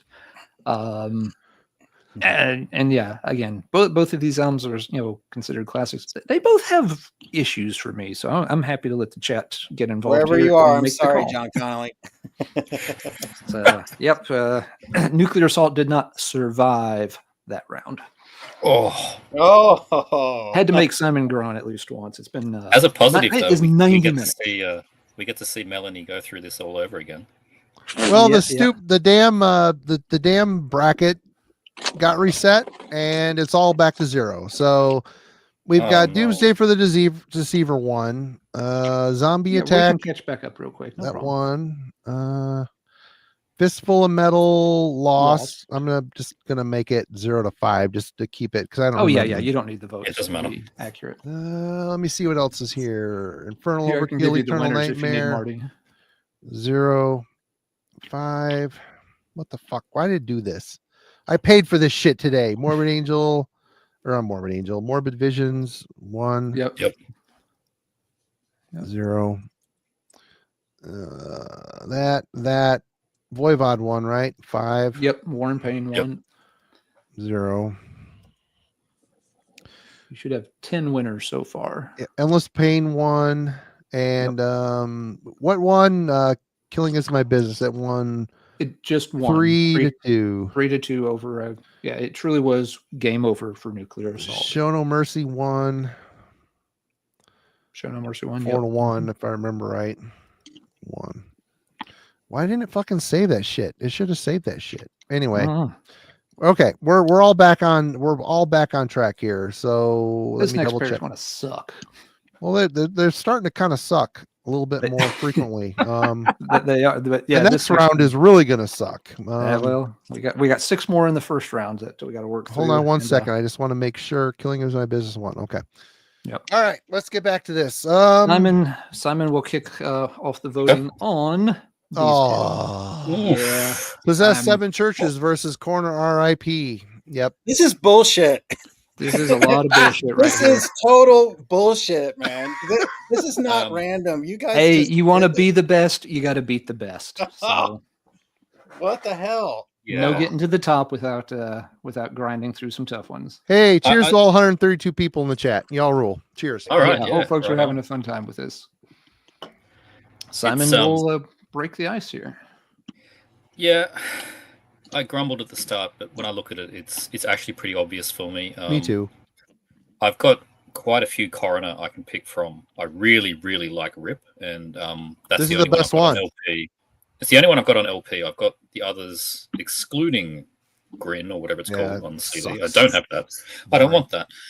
But I can happily listen to other Coroner. If we're treating this in Keep or Reap style, I can happily listen to other Coroner. I don't really like Keep or Reap though. Yeah, it says it on the. I'm trying to persuade the witness to go in a proper direction here, but it's not working. Go ahead. Well, the answer is 7 churches, right? I mean, no, yes, it is. The answer is 7 churches. It's the only Possessed that I like. I don't particularly find much in the follow-up. I have a lot of fondness for this Possessed album. There's that main riff in The Exorcist is like all of the black thrash came after. They stole that riff. Destroyer 666 stole that riff right from 7 churches, The Exorcist. I love Possessed. I love RIP, but this entirety of 7 churches is fantastic, and that is my pick. Sorry, Marty. It's all right. There's no loser here. They're both winners. But it is true. It is. Coroner is excellent. Who is next? Melanie gets vote number 2. Well, this is proof that Death Scream Bloody Gore is the first death metal album. Oh yeah, this is. I watched an old interview that Possessed did on MTV or something, and Jeff said, "We're a thrash band, straight up thrash band." So even the words out of his mouth back then, of course, now he's like, "I pioneered death metal." Well, back then he said it was a thrash record. Anyway, go ahead. It is a thrash record. Go ahead. I don't know. because I Melody's really still love trying to that. get over the Megadeth win in the last round. No, so. I really love that Corner album. I actually just listened to it today to get amped up for this. I love Possessed Seven Churches, but I think I was always turned off by it because people always said it was the first death metal album, and I was like, fuck, it's not. It is death. I'm definitely one of those people that argues about that all the time. That's the people's fault. That's not the album's fault. I know. Okay, I've got other Corner albums, so I guess I'll go with Possessed. Just because that's really the only Possessed album that I like. And it's the one that I don't ever listen to their other stuff. And I've seen them live playing this album. It was incredible. I can't believe what that guy can do in a wheelchair. So, yeah, I'll go with Possessed, even though it kills me because I do really love that Korn album. But I've got other ones that I can listen to. They've got plenty of good albums. Okay, so let's see. Corner is in a 0-2 poll. Poor shit. To Jim for vote 3, and want to say thank you to Tony for the super chat there. Appreciate it, Tony. Cheers, Tony. You rule, man. You guys are killing me here, man. I love both these records so much, man. These are two Thrash albums that once I heard them, I've never stopped listening to them. So I mean, this is brutal. Oh, but I Punishment for Decadence is my favorite Corner. So, and just barely, RIP is like just a little, just slightly on tomorrow. I may say something different, but I have to give it to Possess Seven Churches, man. That album means so much to me. It's been a keeper since day one. I kind of stole it from this dude who let me borrow it. I never gave it back. I still have the cassette to this day. Like all these years later, I still have this Possessed Seven Churches without the cover, because he gave it to me like he didn't have it. He just like pulled it out of his tape deck and handed it to me, and so I just have it without the cover. But I never got rid of it. So yeah, man, this album. I mean, it's start to finish classic. It like Simon's saying, like every Black Thrash band, it was everything to Possessed, and Melanie, I'm with you. Like kind of irks me a little bit. I think when people say that this is the first death metal, I think this is like the first death metal as like Venom's the first black metal. I mean, they coined the term just like Venom coined the term, but neither one of them are representative of the genre to me. Like this is Black Thrash, Death, Scream, Bloody Gore's first, but this album, Possessed Seven Churches, is an absolute crusher, man. Yep. And it's a reason why I love bands like Aura Noir so much. I mean, because this one means so much to me. So yeah, giving it to Possessed, man. Even though it pains me because I love Corner as well, but yeah. Okay, that will make it official. But Marty and I can throw in our 2 cents. I would pick the Corner. I know Possessed, has the big legacy resume and all that, and it's a fantastic album. But that Corner is an old favorite of mine. You don't vote against Tommy T. Barron at this stage in his career. You just don't. So it doesn't count for anything really. But I will give the token vote to Corner, RIP in this pair. I think this is one of the toughest matchups for me that we've had to choose so far. Yeah, but, me as well, Alan. This one was super tough. That's fair. And Marty, for the record, what would you vote? For me, it's RIP. I mean, there's no denying Seven Churches. It's awesome. It's an amazing evil thrash record. It's great. The songs are great, but this RIP record is really special. From the opening piano line at the beginning with the synth behind it, it has such a mystical atmosphere to the record, mixed with their technical thrash, but the production of it just has so much reverb. It's so dark, and the song, it's some of the best songs they ever wrote are on that record. The vocals are mixed properly. I love Punishment for Decadence as well, but they mix the vocals too low, which is a bummer. But anyway, RIP is one of my favorites of the whole thrash era. The thing is just a fantastically dark, awesome. There's a lot of, even though it's technically charged music, there's so much feeling in it. Whereas Seven Churches does one thing really well. the RIP, there's a bit of a classical, neoclassical thing going on. There's like this dark atmosphere. There is so much more. It comes from, big brain type shit. It's just the music is so much better. There's such a better band. So, yep, it's a bummer to say goodbye to this one, but we're gonna have to say goodbye. And I'm gonna have to find it here in the list. RIP, where are you? It was 3-2. 2, enter. All right. Oh wow. Yeah. Okay. What a bummer.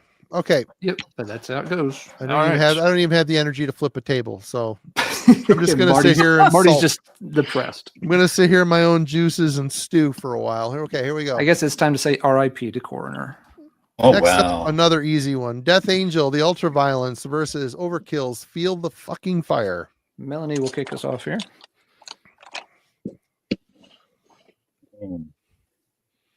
This is don't give me that. Not This is that an easy easy one. one.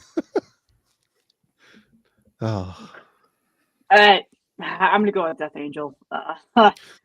I do love that Overkill album, but it took me a really long time to get into Overkill. It really did.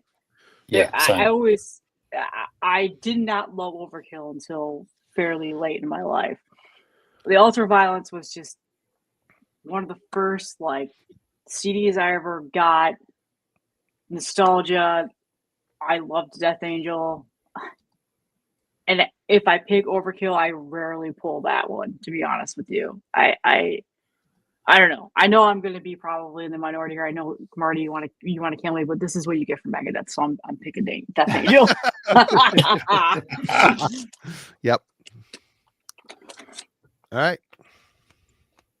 Who's next? I have no idea. Jim gets vote number 2. Yeah, man. That's a no-brainer for me, man. Death Angel, dude. I bought this album when it came out, and was that 87 or whatever? Loved it, dude. I was amazed. Freaking, a guy 15 years old on the drums playing that good. It was crazy to me. And being 14 at the time, I was like, oh, cool. Maybe I can do some metal too, And Thrashers, dude, it's called Thrashers. The intro song is amazing. Evil Priest. There's so many killer riffs and killer songs on this record. And I didn't get into Overkill until Taking Over. And I'm sorry. I know how much you love Feel the Fire, Marty, but I think Taking Over is a better album. I Love In Union We Stand, Deny the Cross, and this is a cool record, but I got into it much later. As you know, I think you were the first person that's like, hey, let's listen to this.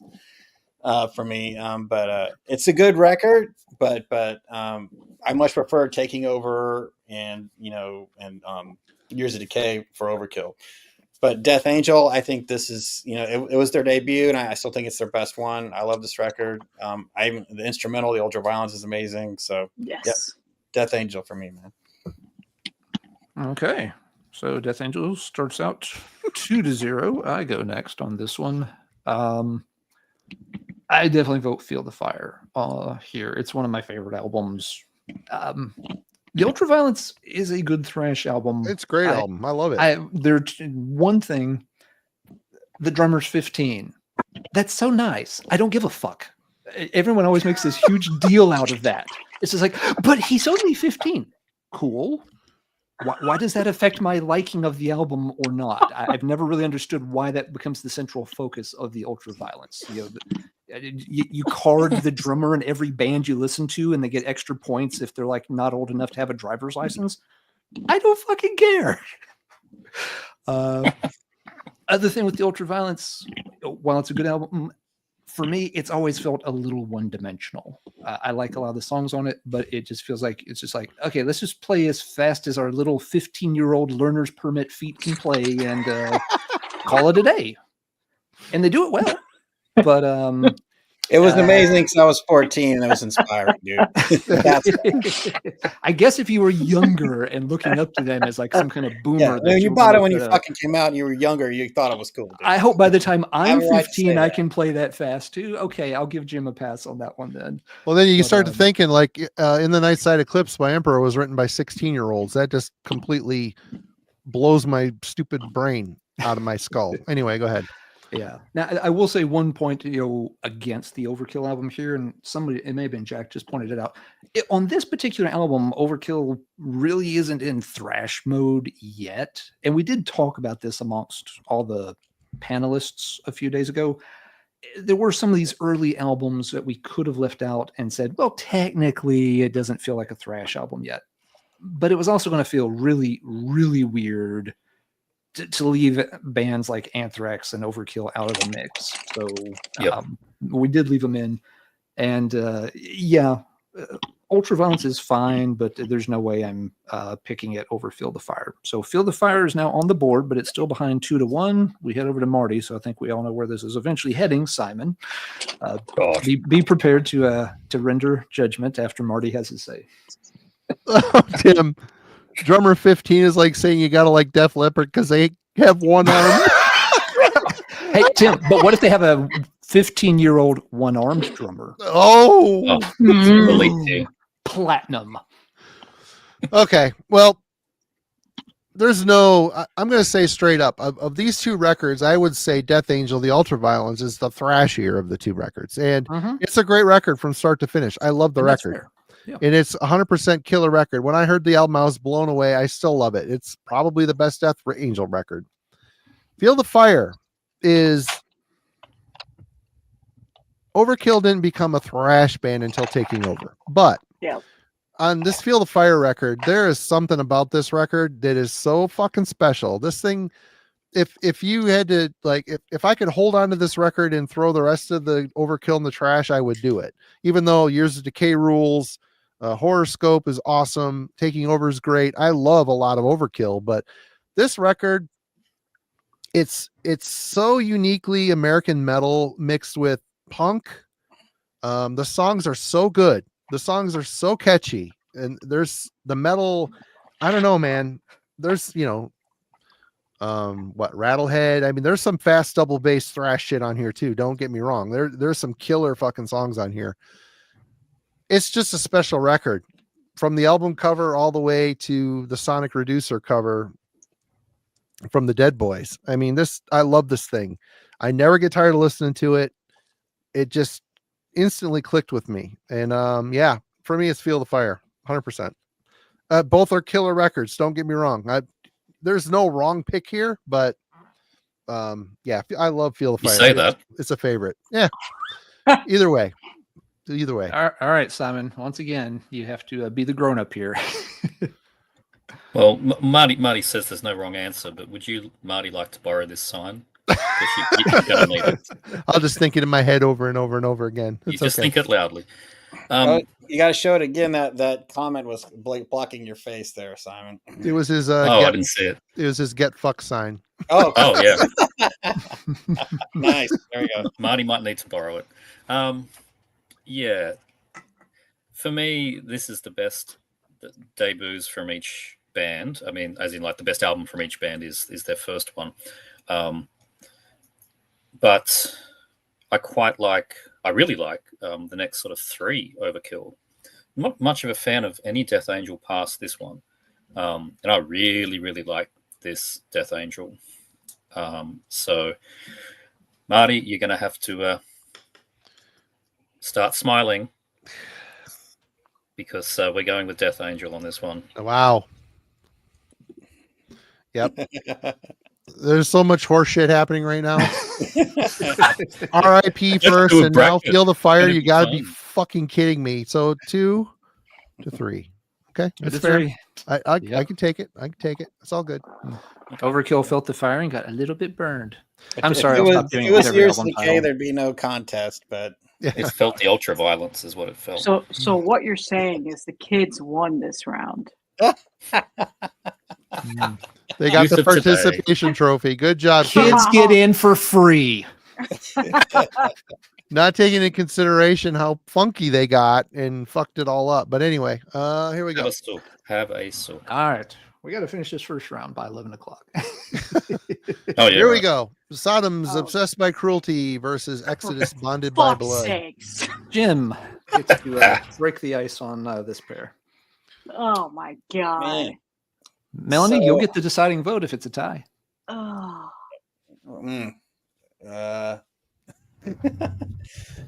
So, man, yeah. See, Bonded by Blood, I got into much later because I was, Pleasure of the Flesh fan.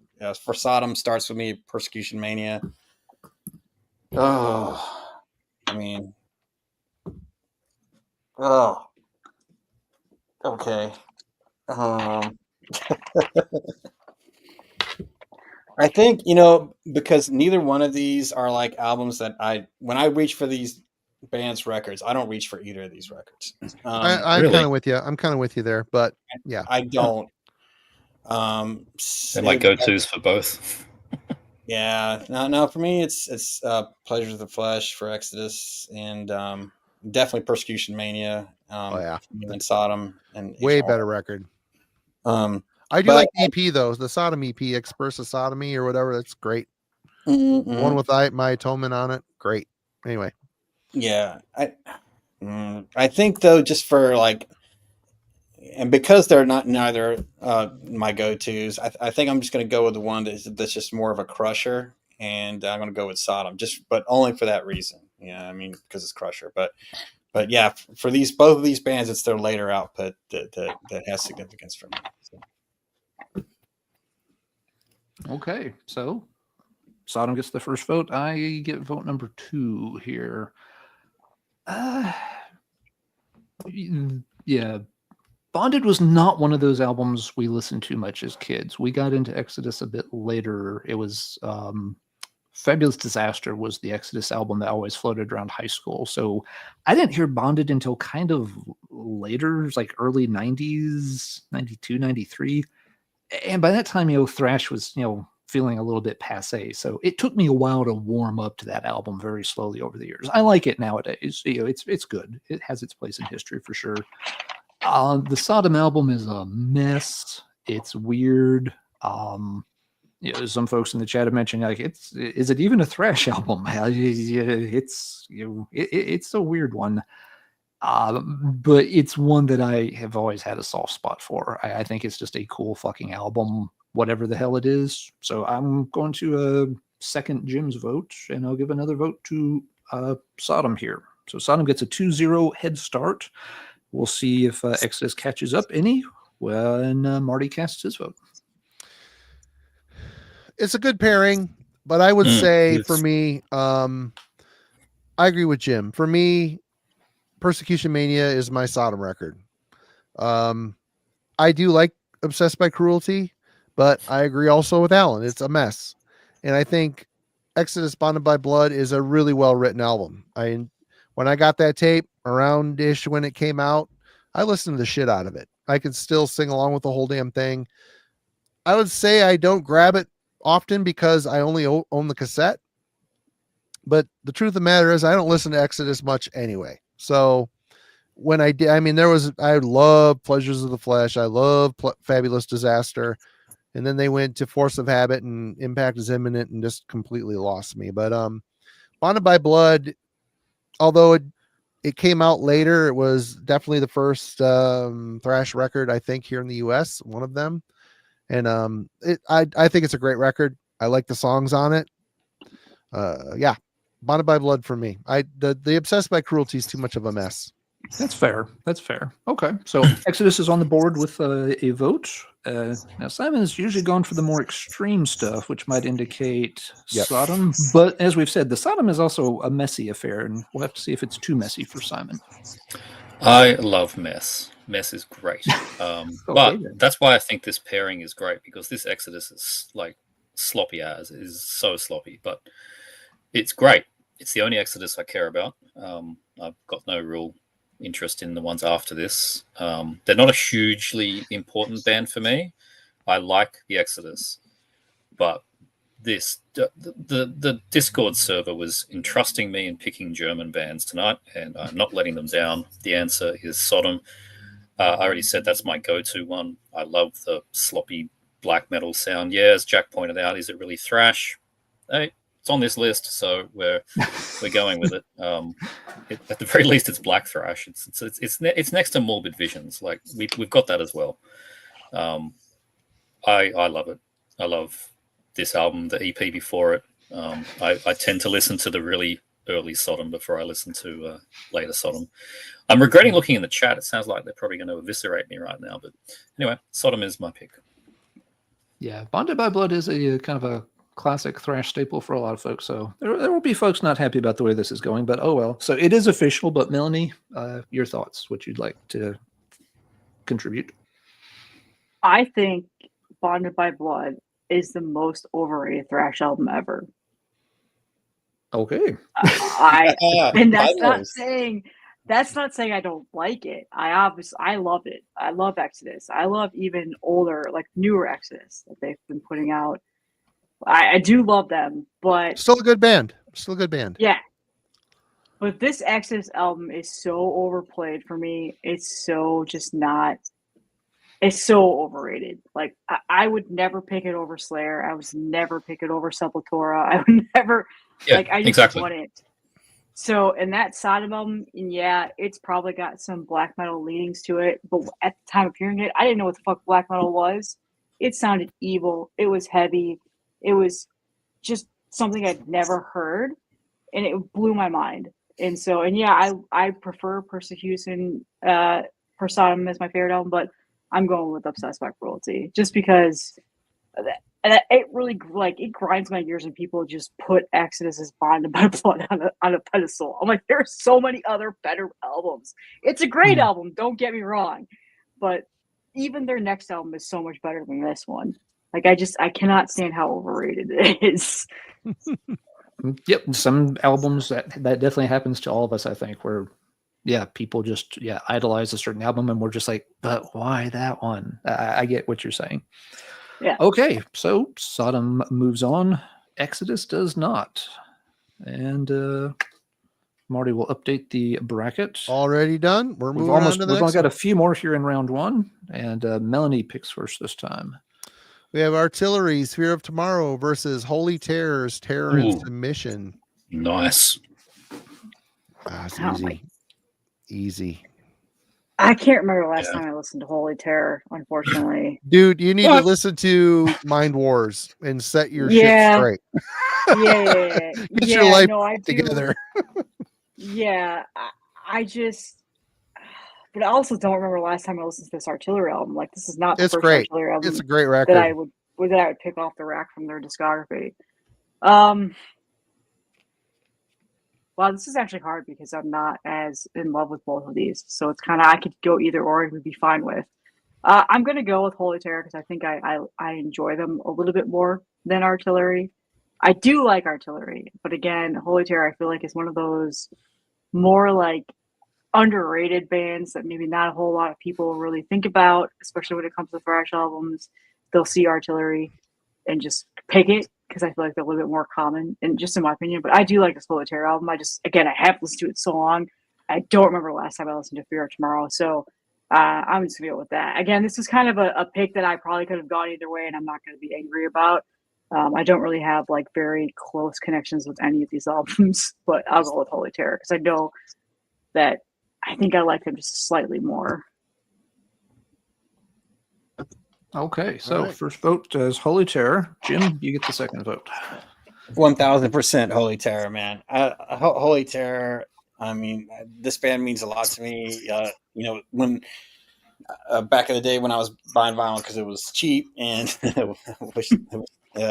I found Mind Wars for very inexpensive somewhere. I picked that up, and God, it's so good. Absolutely fell in love with that record. So amazing, just vocally, riff wise, everything. Speed, the lyrics, the cover, all that. And Terror and Submission is almost as good. It's just right up there. It's the Holy Terror. Like, I think they're a must for any serious thrash fan. Just absolutely essential. Both records. Yeah, man. I listen to Holy Terror still all the time. They're definitely one of my favorite thrash bands. So without a doubt, 1000% Holy Terror. So. Okay, Holy Terror 2-0, and I get the third vote here. Yeah, both albums are cool. The Artillery has one of the coolest album covers. I love that image, always have. But I think Artillery got better a little later than this. Like Melanie, I couldn't tell you the last time I actually played Fear of Tomorrow. Whereas Terror and Submission, Jack just said he thinks this might be the best thrash metal of all time. I don't know if I'd argue with him. That I actually prefer this one over Mind Wars. I know Marty and Jim reverse that, but I mean they're both great. But yeah, they're both they fantastic. stepped up everything on that record. But go ahead. Yeah, and that's kind of the problem. Holy Terror, Mind Wars almost goes a little too over the top, whereas Terror and Submission has so much just huge catchy melodies, and it still keeps it just under the red line. So Terror and Submission, absolutely for me. That makes it official, but Marty and Simon still have their say. So, Marty, I'm pretty sure we know what you would pick, but your thoughts, sir? Yeah, I mean, I don't want to besmirch Artillery because that is great. By Inheritance, great. They're a great band. Yeah, but Holy Terror, they're just a little out-leagued with Holy Terror. The Holy Terror stuff is just so mature, unique, well done. Keith Dean's vocals are fantastic. How he can find melodic elements to pull out of such brutal, awesome music.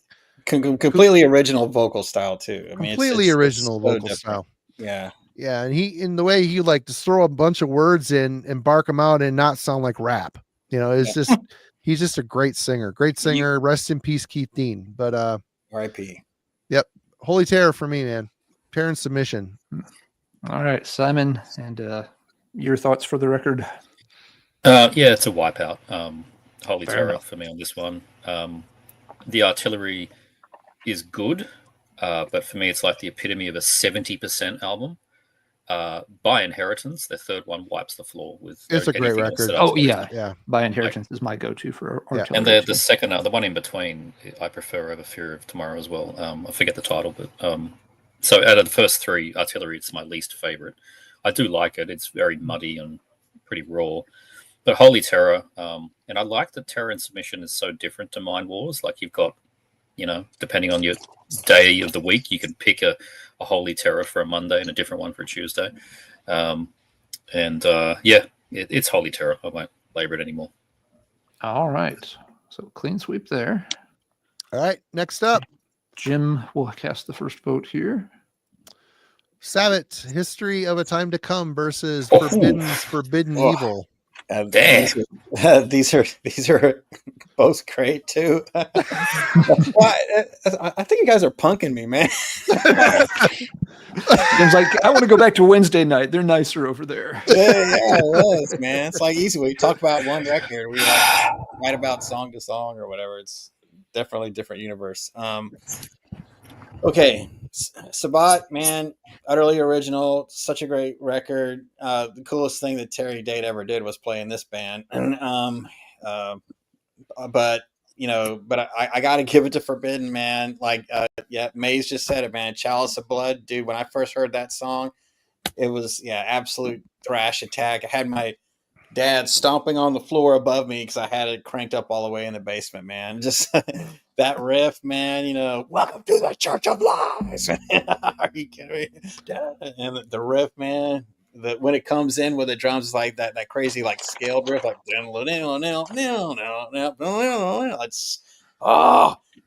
get goosebumps thinking about it, man. The first time I heard it, I mean, as much as I love that Sabbath debut, man, Forbidden Evil is absolutely one of my all-time favorite thrash records. The vocals are amazing, just soaring, great. The riffs are shred-tastic. Bass playing is amazing. Everything. You got Paul Bostaph on the drums. I mean, it was just a meeting of the minds of great musicians. Every single person in that band was really fantastic at what they did, and they made some of the most memorable thrash ever on this record. So, yeah, for me, Forbidden Evil. Okay, so Forbidden gets the first vote. Then for me, I definitely vote Sabbath on this one. I think it's a real outstanding album. I have nothing against the Forbidden album, but for me, just in my history, it has the same problem that Bonded by Blood does, where I didn't hear that album until we were well into the death metal years. I had Twisted into Form. That was the high school album. So good. Yep. So Forbidden Evil was one of those things that I always kind of meant to get around to picking up, but there was all this other stuff I'd rather buy whenever I went to the record store. So yeah, it wasn't probably until I'm going to guess 93 by the time I finally got Forbidden Evil. And by that point, it just sounded kind of like, oh, well, yeah, there's another Thrash album. I remember listening to these, 3 years ago. So but the Sabbath is a bit timeless for me. Great band. I pick it. So it's now tied 1-1, and Marty gets to cast vote number 3. It's a tough call. I mean, well, it's not that tough for me, to be honest. History of Time to Come is great. I love the Sabbath record. I think I prefer Dreamweaver a bit more. Forbidden Evil, though, God, what a ripping fucking Bay Area record. It is just great. It really ranks up there as, right, cream of the crop. It's, the hell's the name of the, oh yeah, Follow Me, the last song. What a way to end that damn album. Russ's vocals, what a crooner, man. I saw them on the Twist Into Form tour with Realm and Death Angel. Blew me away how great they were. Love the record. I think song for song, I'm gonna have to go with Forbidden on this one. Okay, Great. I'm surprised. But both great albums, though, for sure. Yeah, 100% great albums, both of them. Yeah, I'm definitely. I respect Marty's vote, but I am surprised because I don't know if I've ever heard you mention this Forbidden album, and you always sing the praises of the Sabbath. So, it doesn't. We haven't really brought it up much. Oh, and for people keeping score, the Forbidden's about to drop a new single with their new singer Norman Skinner, who was approved by Russ as the new singer of Forbidden, and he sounds great. So, high hopes for a new Forbidden record this year. All right, let's see. So it's 2-1. Forbidden's got the lead. Simon gets vote number 4. He can close the door or give Melanie the deciding vote. This one's pretty challenging, actually. They're both, as we've said, great albums. I prefer History over Dreamweaver, but I also prefer the follow-up Forbidden to the debut here. So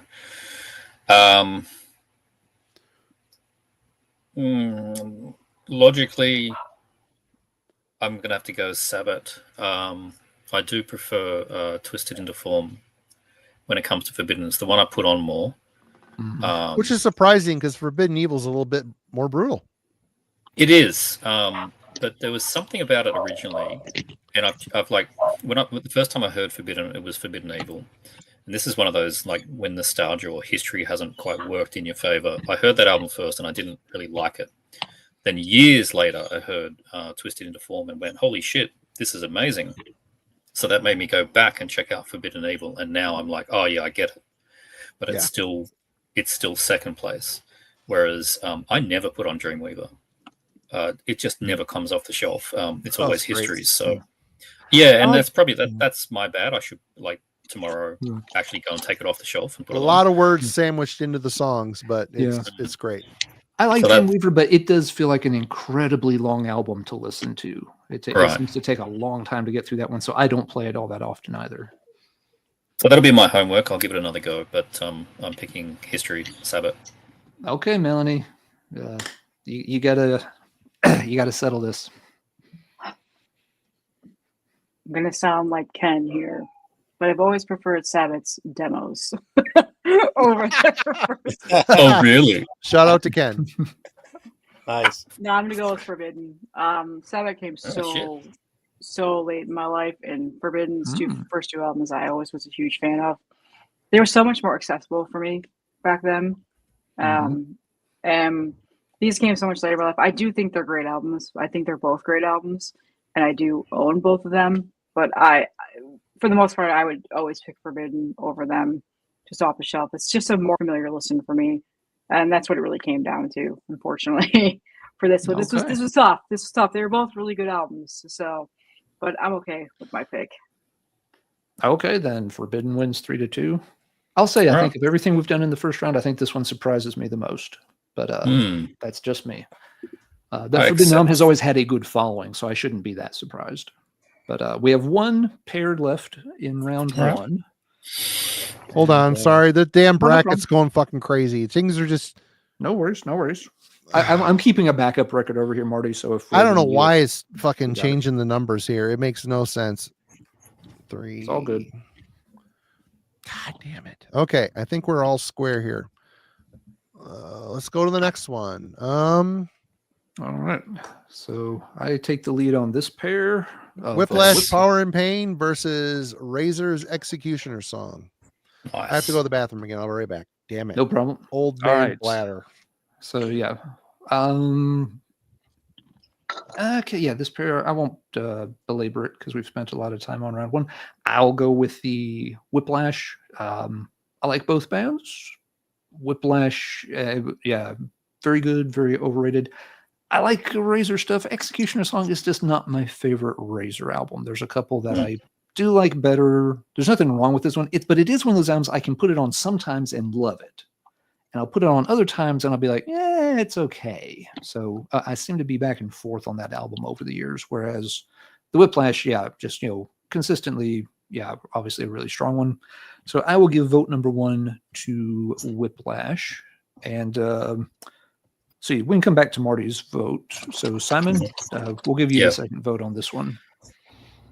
The only problem with that Razor is it's not Evil Invaders. It's a problem, yes. It's a problem. But that Whiplash, I've surprisingly had a lot of history with that one. I somehow tripped over that one pretty early on in my thrash history that I've spoken about. And I've always loved it. I love the goofy cover. I love the fact that the robot hand is ridiculously out of proportion with the head. It's just rough as guts music. It sounds so much fun. Like they had the best time recording it. I love it. It's my favorite Whiplash. I love all the first 3. They're all very different. Yeah. But yeah, Power and Pain versus this Razor, it's Power and Pain. Okay, so that's 2 for Whiplash, and Marty's still preoccupied. So Melanie, vote number 3. Oh, Whiplash, 100%. Okay, I love that album. I love that album artwork, and Peter Steele, Vinny Stigma are on this. Like a lot of people don't know that, surprisingly. But yeah, legendary album. Razor has so many other albums that I'd rather listen to, so I'm fine with never listening to that album again. Fair enough. All right, Marty, it's already a sealed deal, but your pick? It's 100% easily Power and Pain, Whiplash. I mean, talk about another East Coast band that sounded nothing like the other East Coast bands. And, where the Bay Area had, they all had their own sound, but it was very Bay Area sounding. It's funny how the East Coast had a little bit more identity when it comes to, but yeah, anyway, yeah. Power and Pain. What a great fucking record. 100%. And Jim, you get the final word here on round 1. Clean sweep, man.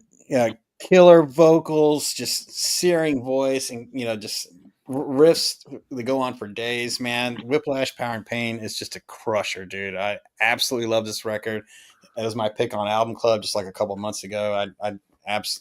Anytime. I definitely prefer Razor's second album. Evil Invaders is way better than Executioner song, but yeah, Whiplash, Power and Pain. That's a eternal album for me, man. So yeah, 100%. Whiplash. All right, good deal. So clean sweep. Whiplash is the last one in. We got one more slide though, I think. Yeah, we do. We've gone through 32 albums. Again, like we said, not everybody can make it in. There's always going to be somebody on the outside looking in. We talked about this one and some others, but if you put something else in, you got to take something out. And we, I do love this record. Again, this one, it was not on all 3 of the original lists, and neither of the 3 Instapicks decided to go with this one. So, yep. Sorry, green Burger King loving monster looking thing. It's just not your night. Everybody's a king at Burger King. You rule. All right, let's get this out of here. Now, time to get into round 2 where we can probably speed things up. Yeah, we've already talked about the records for sure. So we just got to make some choices. So I'm pulling up the bracket here, and you call them out, and Marty, you get the first vote in round 2. What's our first matchup? Our first matchup is Flatsom and Jetsom's Doomsday for the Deceiver against Whiplash's Power and Pain. All right. Yeah. I'm the first one. You Well, vote first. this is easy for me. Power and Pain. It's just a better, more technical, crushingly savage record. Much better record. Okay. So Whiplash gets the first vote. Simon, number 2. Yes, same. It's Power and Pain. Power and Pain for I got Simon. nothing else. It's Power and Pain. Melanie. Power and Pain. Okay. Yeah. Jim. Power and Pain. All right.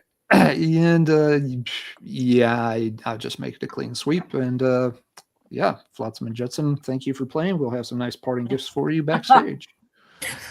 All right. The next one really sucks. But what are you going to do? We've got Testaments to Legacy versus Sadis's Illusions Chemical Explosion. Shit. Oh, there's a thing. Okay. That's and the thing. Simon, you kick off this vote. God. Okay. Yeah, that's nasty. That's bullshit. That's getting one of these, I think. Maybe maybe the double up. Yeah. Double up. But look, I'd be kicking myself if I didn't pick the Testament. So the answer is the Legacy. It is a superior album. Just is. Is it? It is. Yes, Marty, it is. Go away. Next. Marty, if it makes you feel better, you'll have the tiebreaker if it comes to that. Yeah, probably. But yeah, Testament I gets don't vote think number there's gonna be 1. a fucking tiebreaker Melanie here. gets vote number 2. I'm going with Sadis, and that's just because Ooh. it's not Hercules. my favorite Hercules. Testament album. Hercules? The hell? Wow. Yeah, that's it. You can move on. I don't need to be We're gonna chastised get anymore. Simon's point in here. Chats, cover him up. There we go. Dang. All right, 1-1. Jim. So we're tied at 1. Jim gets vote number 3. Melly, what is your favorite Testament, if not the Legacy? I'm curious. I gotta know. That's maybe the second one, maybe. Yeah. I mean, it's always been the New Order. I know I'm in the minority. Yeah, I know I'm in the minority. Yeah, Into the Pit, Trial by Fire is great songs on that. But yeah, for me, Yeah. It's a bit rushed, but I like it. It's a good record. yeah. But between these two, yeah, man, I got to go the Legacy, man, for sure. Yeah, like I said, Sadis's second album is the one for me. But yeah, the Legacy's, I think, one of the greatest thrash albums ever. So yeah. Yeah, agreed. Okay, Legacy pulls ahead 2-1. Marty's hoping for a tiebreaker, but sorry, Marty, it's not going to happen. Legacy pretty easily here for me. Sadis is great and vicious and God feral, for that. but the Legacy is the Legacy. So I'm going to worship the Legacy. I'm going to say Illusions just because I'm doing it on principle. Both fair. albums are amazing. no, you should pick the one you want to pick. I Absolutely. love both of the records though, so it's ridiculous to even have to put those two together. But what are you going to do? So, Testament rightfully moves on.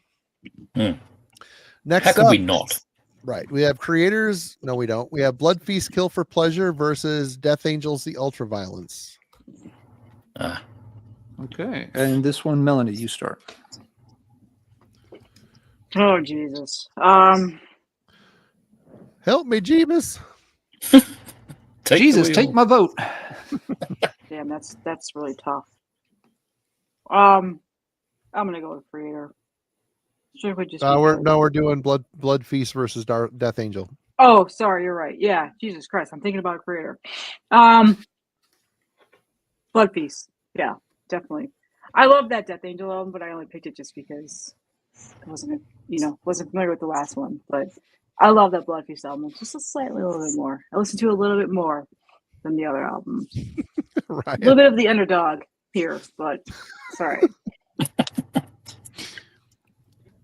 All right, so we're tied up. So Melanie starts. Blood Feast got vote number 1. Jim, you get vote number 2 here. Ultraviolence all day, man.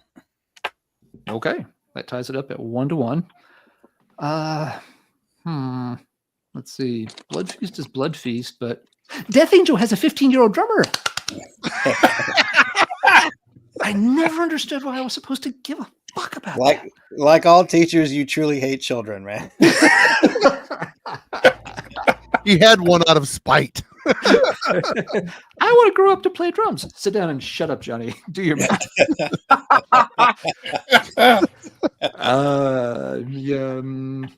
Let's let's let the chat have a pick.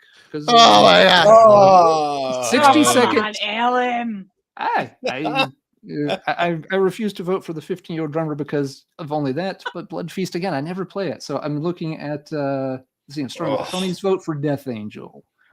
All right, 60 seconds. Morkaric Death Angel, William Death Angel, Analog Death Angel, Alaskan. Why drag this out? Kamos Death Angel. Abba. right on, Death Angel. right on, Hanso. BBMD has a 1 vote for OK. Blood Feast is on the board. Devin votes Death Angel. Carl votes Blood Feast. So Blood Feast is behind 2. If the drummer was older, it wouldn't matter. Death Angel. Jeff's voting Death Angel. Sunday's voting Death Angel. Okay, Death Angel's got this kind of in a bit of a runaway. So the ultraviolence is the kids will have their say, and Death Angel will keep on rolling. All right, ultraviolence it is. Who's next? Who is next? You tell us.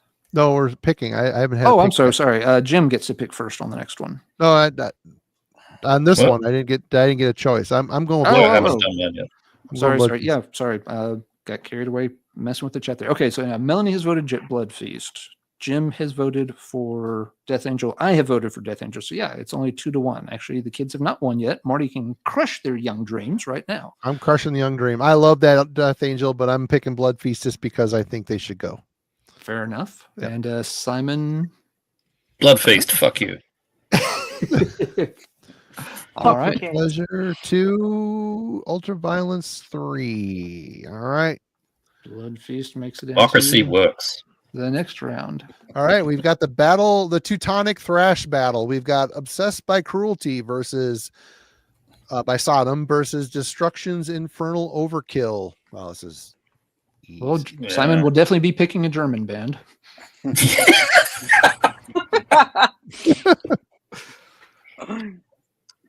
Is it my pick first? It is Jim's pick first. Jim's pick. All right. Oh man, I can barely read that, dude. I know it's tough. We've got Sodom. It is Sodom. Obsessed Yeah, by Sodom Cruelty. versus Destruction. Yep. Destruction, man. That Destruction debuts, I think, more kick-ass. The riffs are better. The musicianships are better. Yeah, Destruction. Yep. Yeah, as much as I've got the second vote. As much as I do like the Sodom album, it's not a close here. Destruction for sure. Marty gets vote number 3. Destruction blows Sodom away in this one, 100%. They're just so much. The songwriting is so much better. The playing, everything about it is a tidier, even though more evil. I don't know. I love it. Destruction. Okay. So Simon, Dennis is picking Bonded by Blood in the chat. let it go, Dennis. Let it go. Yeah, I've got to go Destruction. Jeff, Destruction over bowl cuts always. I love that. I love that Sodom. It's fantastic, but that is the Destruction. So yeah, Infernal. Okay, Melanie, you want to make it official for us? Obviously, Destruction. It's like no competition. All right. So yeah, pretty easy one there. All right, everyone's doing good, having fun, nothing too hard. What we got next, Marty? I'm fixing the bracket. Okay. No problem. Next we have Sepultura's Morbid Visions against Holy Terror's Terror and Submission. Okay, I get to pick first on this one, and this is easily Holy Terror for me. Nothing against Sepultura, but Holy Terror easily. Marty, you get the second vote. Holy Terror all day, every day. If it was Beneath the Remains or Schizophrenia, maybe it might have been a different conversation, but no, Holy Terror. Okay, Simon's choking up his burrito right now. He's holding her down. Simon gets vote number 3. He can start to turn the tide here if he wishes. Oh, I have far greater connection over time with that Sepultura. And far less with the Holy Terror. The Holy Terror is As Jeff said, morbid visions. The Holy Terror is probably technically better and all that, but I can't not pick morbid visions. So, yeah, sorry, it's Sepultura. Okay, so 2-1. Sepultura still has some life, which is funny considering their name Sepultura. But Melanie, how? It's just like Holy Terror over Megadeth, fine, but more Visions, absolutely not. More Visions all day. This Holy nice. Terror, please. You're Jim, just saying Jim, that wow. because you like Jim. the other ones better. Come on. Help us, Okay. Silver Vortex. Help us. Come on. Help us, Sepultura Silver has mounted Vortex. a It's my only comeback. hope. This one It's is Holy- super brutal. I love both these records a lot. But who do you love more, Jim? Who do you love more? Yeah. Hey man, I'm a Holy Terror guy, dude. I gotta go Holy Terror, dude. Slam the Sepultura. Slam the lid on that Sepultura. What has Max Oh. Cavalera done for you? Come on. Well, where's Holy Terror right now? I'm with Marty. If it was schizophrenia, it would. Oh, that'd be not even a question. I just want to say, for the record, Max Cavalera gave us the Sepulcorna with Roots, Bloody Roots, and Holy Terror did no such thing. I'm just saying. They did not go there. They did not do such thing. So, yeah, Max can choke on his Roots and his jump up yo boy bullshit all day long. That sours, that sprinkles a bit of the sour on the pack catalog a little bit. But anyway, go ahead. We're on to the next one, aren't we? Tim, I see what you did there. Yikes. This is an easy one, unfortunately. We've got Possessed Seven Churches up against Voivod's War and Pain. Fucking simple. Marty, Marty officially will kick it off. As much as I love oh, come on now. I'm just trying to make them feel better, Tyler. I'm just trying to make them feel better. As much as I love Voivod, I have to go with Possessed on this one. Simon, Possessed, move along. Melanie, I've possessed fucking courts. Jim, 7 churches, man. and I'll make it a clean sweep on that one for Easy. Possessed. All right. Ooh, the next one might be more real here. tough for Holy Terror. We've got Creator's Endless Pain up against Megadeth's Killing Is My Business. All right, interesting. Melanie's Simon. time to shine. Yes.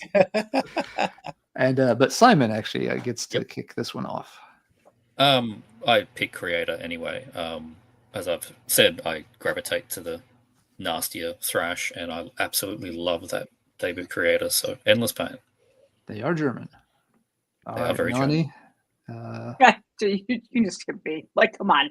We can no, we don't want to skip. No, you might have that come to Jesus moment in the last round. We don't know. Absolutely not. Anybody that picks Megadeth over Creator, I just question what your motive is there. Get ready to question. Get ready. Yeah. Come on. Okay, Creator has the quick 2-0 start, and then Jim. Killing's my business all day, man. Creator doesn't live for me till tell we're certainty after. So Okay. Damn Americans. Come on. Aren't I supposed to say that?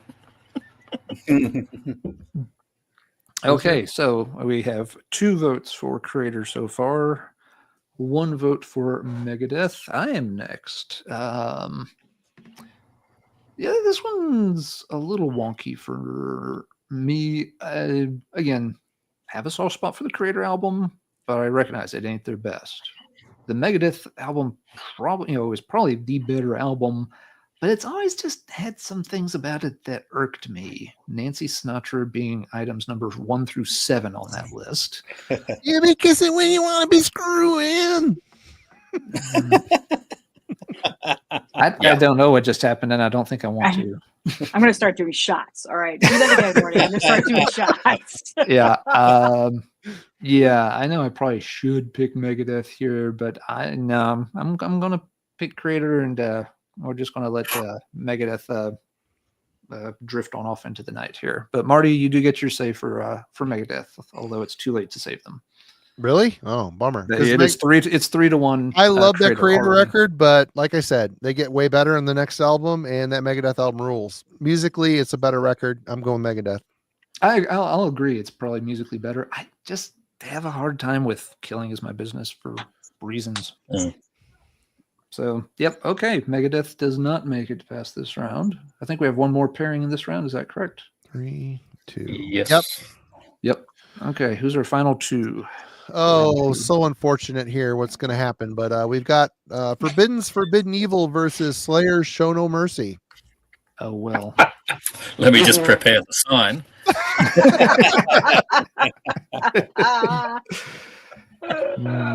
Forbidden's such a nice album. Such a nice bunch of boys. Melanie, you get to officially start the firing squad. I feel bad for Forbidden. It's like they're the number 12 seed against the number 1 seed. Like they were the Make-A-Wish edition of this bracket.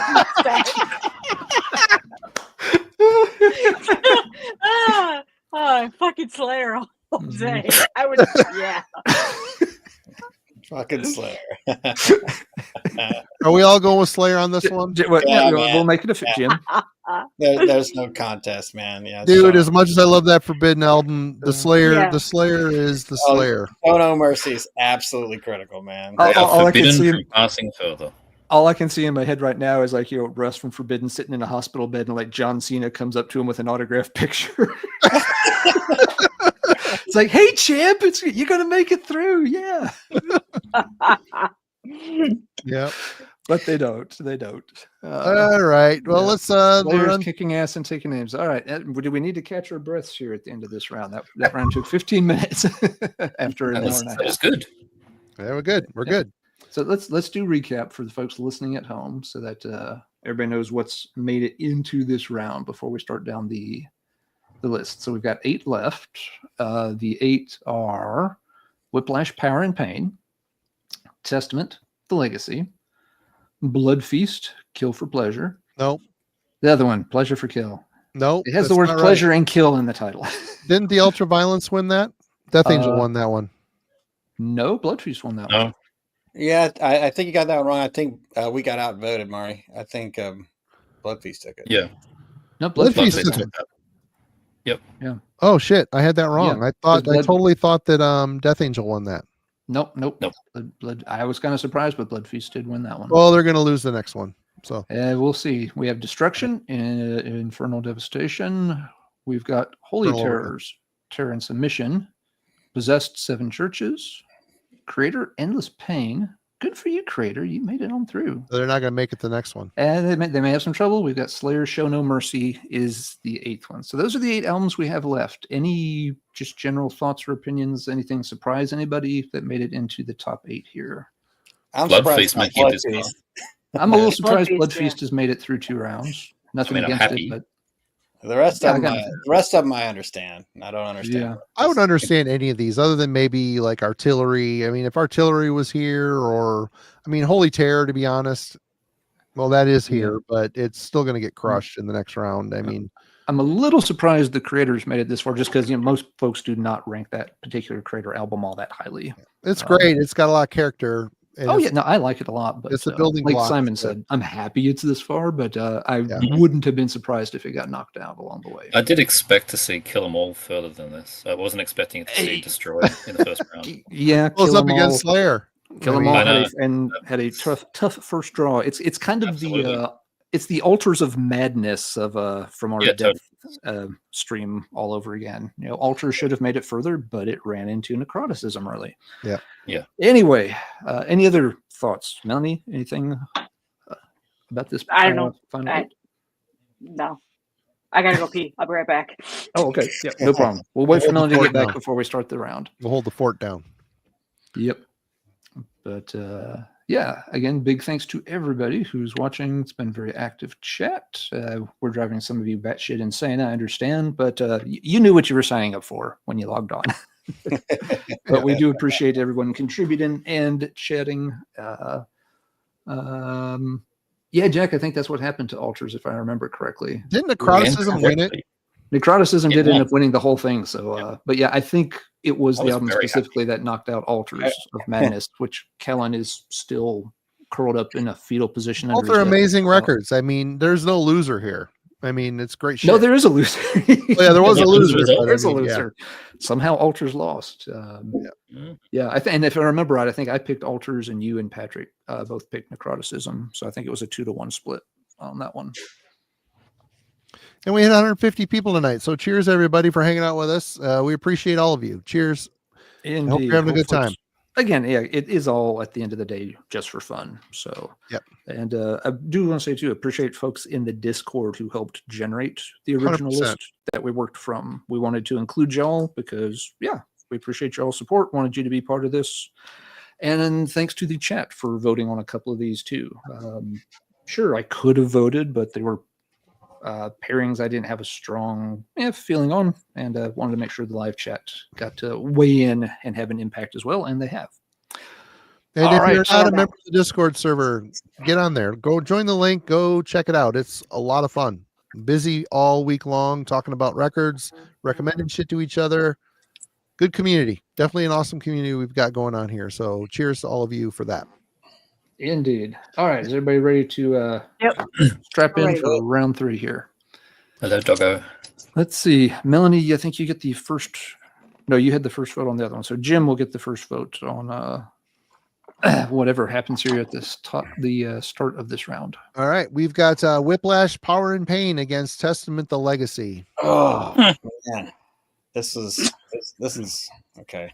Yeah. It's tough, but there's only one answer here. Yeah. Yeah. I think it's got to be the Legacy, man, for me. Yeah. It's Testament. Yeah. I would also vote the Legacy on this one.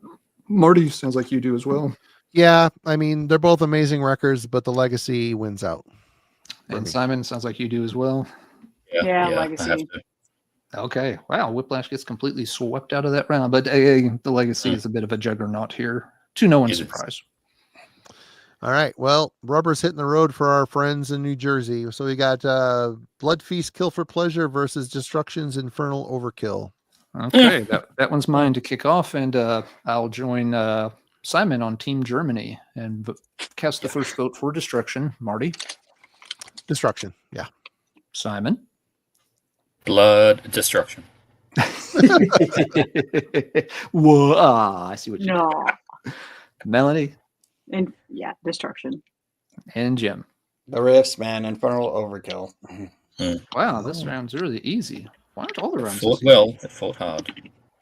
All right. Here comes another easy one. We have Holy Terrors, Terror and Submission up against Possessed Seven Churches. Marty, you get to kick this one in. As much as I hate to say it, I'm going to go with Seven Churches. Okay, one for Holy Terror does not have a chance then if No, even they Marty's don't. abandoning them in their hour. I mean, I love them. If it was Mind Wars, fuck Possessed. If it was Mind Wars, I'd be the first one to flush Possessed down the toilet. Anyway, go ahead. All right, one vote for Possessed. Simon, Possessed. Melanie, Possessed. Jim. Seven Churches, man. All right. I will give Holy Terror a vote. I think it is that damn Okay. good. It is a great record. It is a I love- protest vote, but Yeah. they deserve a one. They first loser to get a single vote in this round. Nah, that's I get you there, Alan, for sure. Yep. All right, but yes, Possessed gets that one. So we have one last pair for this round. Okay, last one for this round is Creator's Endless Pain versus Slayer Show No Mercy. Okay, Oh. Simon, you can begin. Show I don't some know. mercy, Simon. Show Can I it. do all of No. Yeah, you do have to. Slayer is Slayer, but Creator is German, so Simon has to violate a principle here, one way or the other. Yeah. This is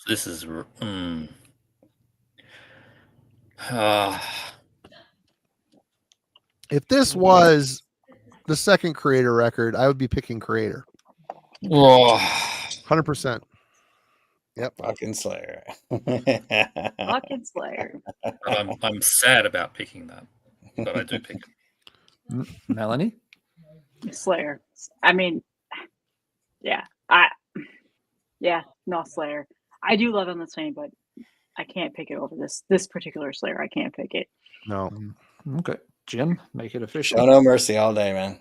Okay, yeah. I also must be Team Slayer in this pair up as much as I like Endless Pain. And Marty? Yeah, Slayer. Wow, that was like the least suspenseful round 3 imaginable. Of the 4 teams that lost, one got 1 vote. Yeah. And the others were all Damn. 5-0 picks. Yep. Make it tougher this round, though, because we are now down to only 4. We Wow. have Testament, the Legacy, Destruction, Infernal, Devastation, Eternal Overkill. Possessed, Eternal Overkill, sorry. I always get those 2 titles tangled. Possessed, 7 Churches, and Slayer Show No Mercy. So, yeah, now you got to cut some, now the hurting starts, I think. And Melanie will get the first pick in the first matchup. Testament, the Legacy versus Destruction's Infernal Overkill. Destruction. Unfortunately, it's a no-brainer for me. It's not hard. I mean, I made that very clear in the beginning. Infernal Overkill is going to win out for most cases. All right, even in this case, interesting. Yeah. Jim, you get the second vote. Testament, no question. Okay, interesting. 2-1. Oh no, sorry, 1-1 on that. I get the third vote. This one's hard for me. This is a hard one. Yeah. This is the worst yet for me. Yeah. This might be. I think I agree with you, Simon. Here's my history with the Legacy. Folks that have watched us all through the years may remember 5-6 years ago. The Legacy was not an album I ranked at that topmost tier because it was another one I was a little late to hear. I think I heard every other Testament album before the Legacy. So it was another one of those that came along when I was already into heavier stuff. But over the past several years, yeah, I mean, it's fully clicked, and I very much have it on that top tier now. The Destruction, on the other hand, has always been a big fave. I got those first 2 Destruction albums on the same TDK tape, one on each side, which is another reason I get the titles of both of them tangled up sometimes. And I'm always kind of back and forth on which of those 2 I like better. So yeah, I think on this particular day in time, in this the 2025th year of our Lord, I'm the one dragging this feet. I am going to vote for the Legacy here, and this hurts as much as anything I've voted tonight. But I will vote the Legacy, and that will put them ahead 2-1. And Marty gets vote number 4. I've listened to both these records probably equally, but at this point in time, I was so enamored with the German aggression that they just had a darkness to them that the U.S. scene didn't have. And God, as much as it kills me to say, bye-bye Legacy, to me, there's something really super special about Infernal Overkill. So I would probably, depending on the day, I would say it differently, but I'm going Destruction. Okay, so that ties it up. So Simon, you do get the deciding vote. Come on, Simon. Come on. This was shocking. But I think we know where my default leanings are. And I don't want to disappoint. And I'm comfortable in picking Destruction. Okay. However, at the start, Alan, you asked us to pick what we thought was going to make it to the end. Yes. And I did pick the Legacy. But that doesn't sway my vote. I am picking Destruction. Yeah. I picked the Legacy also, and it did not sway my vote. But yeah, I thought the Legacy might win the whole thing, but we were both wrong on that. Yep. Destruction. Who's next? Well, let's see. A quiet depression has come over the panel. Yeah. Everybody's gotten really kind of quiet here, holding their breath, like, what have we done? Anyway, Yeah, I'm also answering that I was question like, for Jack. there's no comparison for me. I'm just like, wow, what the fuck? All right, so Destruction will move on. Yeah. So everybody have a say? I'm assuming Destruction won. Yes, destruction. Yes. What was the score? So I can get it correct here. Was I the only Testament vote? No, me too, man. No, there were It's two. 3 Okay. 3-2. It was 3-2. That's right. Yeah, it was 2-1, then 2-2, and so yeah, Simon had the deciding vote at 3-2. Okay. Unbelievably, I did. Yeah. All right. All right. So Jim gets first say on the other half of the final four. With All right. Dust versus Slayer. Yep. We have Love Possessed seven, Churches. love Seven Churches, man. But sorry, dude. Show No Mercy started it all for me. It's Show No Mercy. 100%. Okay. Show No Mercy comes out of the gate kind of fast. And now I have to vote on this pair too. Only commentary I'll add. I am impressed Show No Mercy has made it this far. I kind of It's a great record. It really it is. is, but it's also very atypical for. It's another one of those that isn't as thrashy. It's one of It's those like the 1983 Overkill record. I mean, they got thrashier on their second record. Yeah, You know? but I always feel like most people prefer something else in Slayer's catalog, so I would not have been surprised if Show No Mercy had gotten bumped out along the way somewhere. But no, it's a fantastic album. I'm just pleasantly surprised it made it this far without getting the cut. I'm going to follow Jim's lead and give my vote to Show No Mercy. Nothing against Seven Churches, but I hear it's actually a death metal album, so maybe we're supposed to disqualify it. I need something to rationalize. You know the singer likes kids, but is there any kids in the band? You said the Americans lacked darkness, Marty. Well, that just got pretty fucking dark. That's the end of the stream. And they were never heard from again. Okay. I kid people. I don't know the whole situation. I don't know if you did that on purpose or not. Yeah. You kid. Yeah. You Hey, kids. Anyway, let's try to salvage this before we're canceled. Marty, you get vote number 3. Slayer's ahead 2-0. I mean, both of these are absolutely classic records. I think the Show No Mercy for me has a bit more variety musically. I love the riffs on it. I mean, I love the riffs on Seven Churches as well, but I just think the Slayer album outclasses it. Maybe it's not as thrashy as Seven Churches, but man, it's so good. I have to go Show No Mercy. Okay. Okay, Marty, the whole I gotta go Show No. Come on, you talk about Show No Mercy every chance you get. Like, I love that it. is like, yeah. I love Seven Churches too, though. I mean, it's a great record, 100% great record. No, But I'm not buying it. you've been telling me the Show No Mercy is your favorite Slayer ever since. It is my favorite Slayer record. 100%. I'm not buying it. You're just taking pity on Jeff Sarah because he likes little girls. Like, yep. So, Marty, you officially voted for Slayer. Okay, so it's 3, but Simon and Melanie, you may still, of course, register your votes. Simon, what was your pick for this one? You sticking to Team Slayer? Fucking Slayer. And Melanie, I mean, just to make it official. This is the case that Seven Churches is a death metal album. So yeah, Slayer. There it is. Oh wait, Dennis just came in. This might change everybody's vote. Pretty sure Larry Lalonde was 17 on this. Oh well, fuck them. Why did they even make it? It's only when you have a 14-year-old drummer, then you can move on to the next round. Yeah. All right. Okay. So I'm assuming Slayer wins this. Slayer swept. Slayer swept the house. All right. Now. Then there were 2. Then there were. So yeah, it's Destruction and Slayer, right? Yeah, it put Destruction. Yep. Oh, okay. I don't know why there's only like a 2 no row left there. standing. There's like a second row here, and it was freaking me out. Oh, because they're the runners third up. place. That's for third place. Yeah. Okay. Yeah. Okay. Well, we do third place first. Should we do that first? Is that how that? Does that matter? Oh, we can. It doesn't matter. Between They're the 2 done. losers there.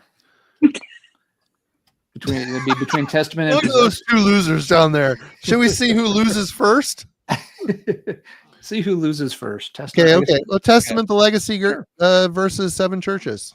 All right, and Simon, you get to start the loser bracket. That one's Testament. Yeah.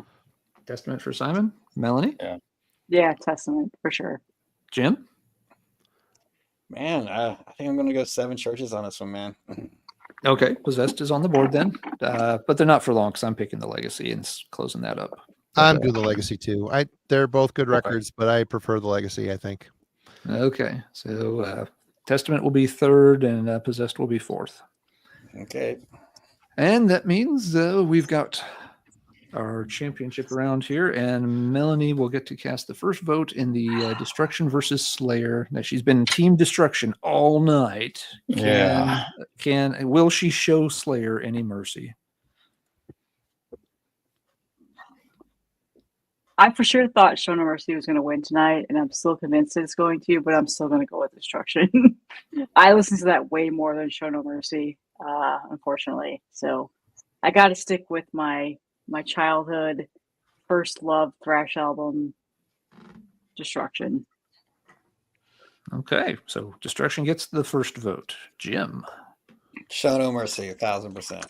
Till death. Okay, so now it ties up 1 vote apiece, and I get the 3rd vote. And I'm going to hem and haw for a minute and actually look at the track lists side by side, because why not? All right, there's the Show No Mercy track list. Let's pull up the Destruction track list and put in this mechanism. Yeah, I need something granular to separate to these two. They are albums I kind of think of as being on pretty even footing, all brackets nonsense aside. We've got Invincible Force, Death Trip, The Ritual, Tormentor, Bestial Invasion, Thrash Attack, Antichrist, and Black Death. Versus, we get 10 songs on Slayers. You forgot Bestial Invasion. You forgot Bestial Invasion. No, I said Bestial Invasion. Okay. Yep. Evil Has No Boundaries, The Antichrist, Die by the Sword, Fight Till Death, Metal Stormface the Slayer, Black Magic, Tormentor, Final Command, Cryonics, and Showed No Mercy. Slayer does have 2 more songs, but they're all damn good songs. I will pick Slayer. It's super close, but I'll vote Slayer. So Slayer is now ahead 2-1 over Destruction. Marty could slam the door on this whole thing. I'm up next. Okay. I absolutely love the Slayer record. Best Slayer album in the Slayer catalog. But listen to the verse riff in Bestial Invasion and tell me that's not a fucking sick, amazing riff. That album is filled with sick, amazing riffs. I got to go with Destruction on this one. I just do. I feel bad because they both fucking rule. But, man, I love the German sound, man. I love it. I gotta go with Destruction. Okay. Well, we'll leave it to the Australians to clean up the Americans' mess. Simon gets the last vote of the night. Where's your sign? Where's your fucking Destruction sign there, bro? Well. Fucking bullshit. This is some goddamn elitist bullshit. Oh, Simon just pulled the Hulk Hogan heel turn on us. There's no way fucking Altars is second to fucking Necroticism. There's no way fucking Show No Mercy is second to fucking Infernal Overkill. Fuck you guys. Necroticism. Fuck all I know. First Jim's of all, going back to Wednesday night, and he's not coming back. I would. Fuck Fridays. You guys are assholes.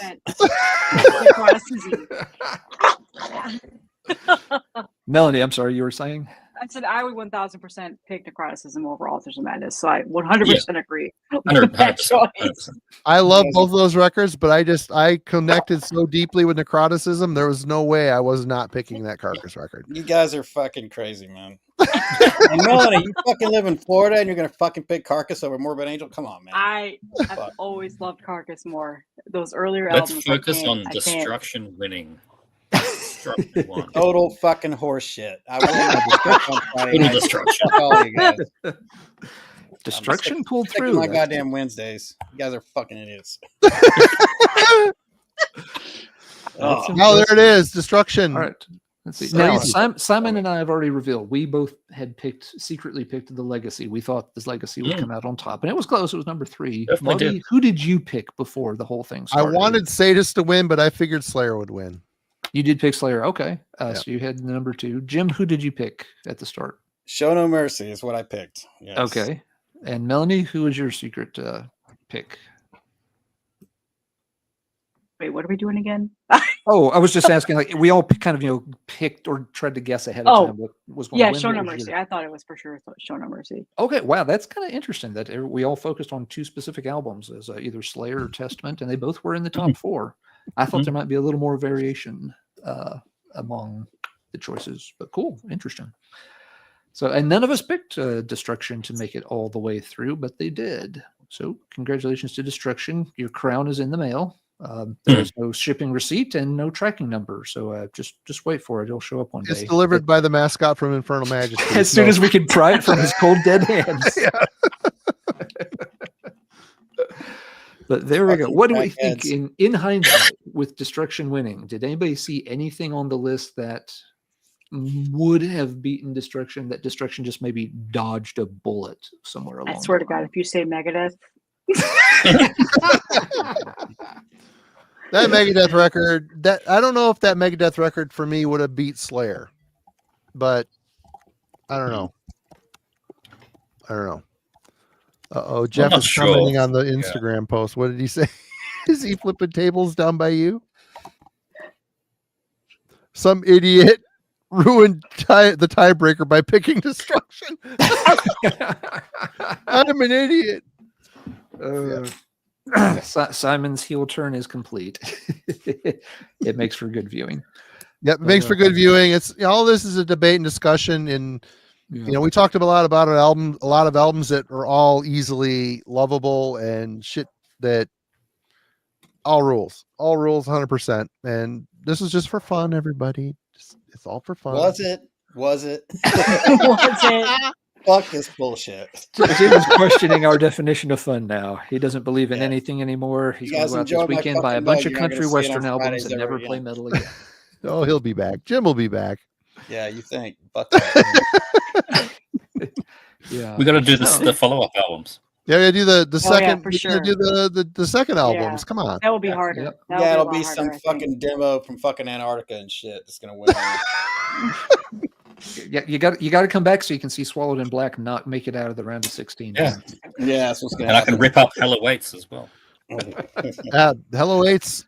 Believe it or not, of the first three, Hello Eights is my least favorite. I'd agree. I love the I'm the same. debut. I love Rain and Blood. I like Hello Eights a lot. It's a great record, but I don't Yeah. know. It just seemed like a departure from Show No Mercy. I would have liked another Show No Mercy, but My third favorite.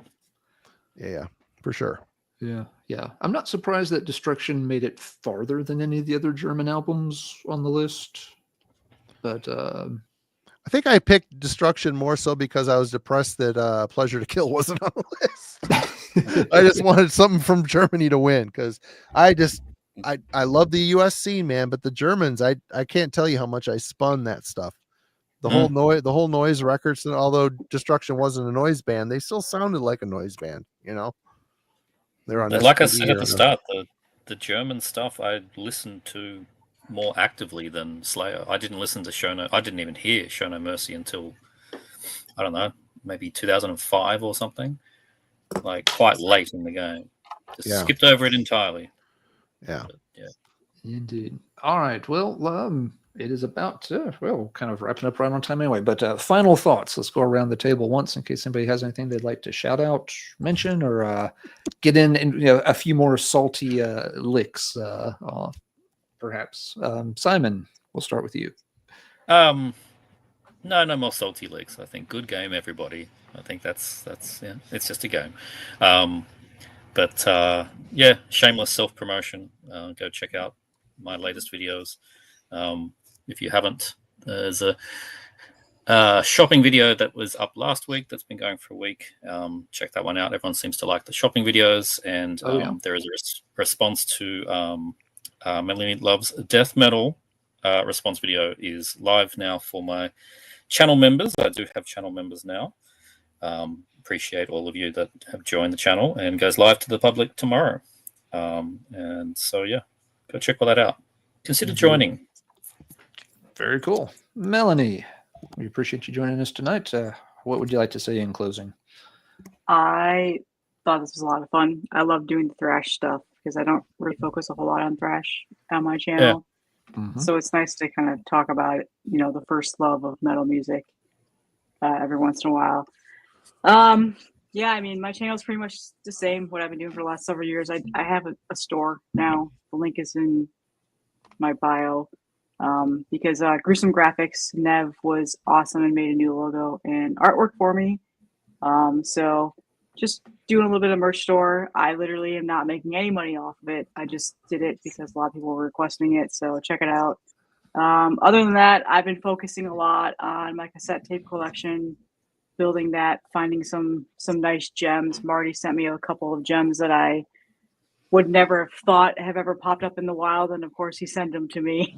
And same with Mark Riddick recently. So I've been really having a lot of fun collecting some things that I've been wanting to get in my collection for a really long time. I found it more enjoyable than just staying up to date with all the new releases lately. So yeah, that's been a lot of my videos lately. So thanks a bunch, Dave. Yep, appreciate it, Dave. Thank you. And yeah, if you missed it, Dave, Anthrax was in, but they lost to Blood Feast earlier. Yeah. Yep. All right. And Jim, anything you'd like to say in closing? Yeah, go to hell, motherfuckers. Yeah, I was going to listen to all these bands you guys recommended, but now I'm not going to check these guys out. Oh, you got to check out Chemical Exposure. You're going to freak when you hear it.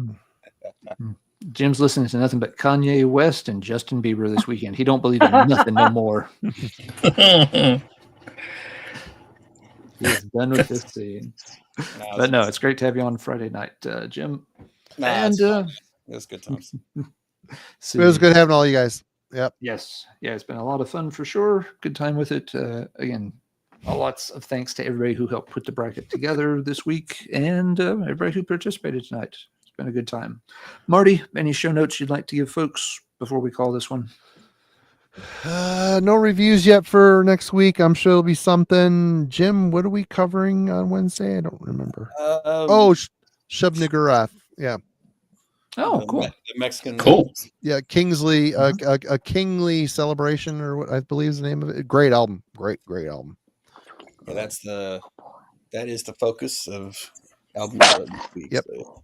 And next Friday we've got, I believe, Kellen and Logan. Yes, we will be. Kellen and Logan wanted to join us to count down we'll each do our top 10 albums of the decade so far, 2020 to 2024. So we'll be talking about the first half of this decade. And yeah, kind of a chance to go back and revisit the albums that have come out over the past several years, see which ones have held up really well. And yeah, which ones have, kind of faded after that initial bit of, enjoyment we got from them.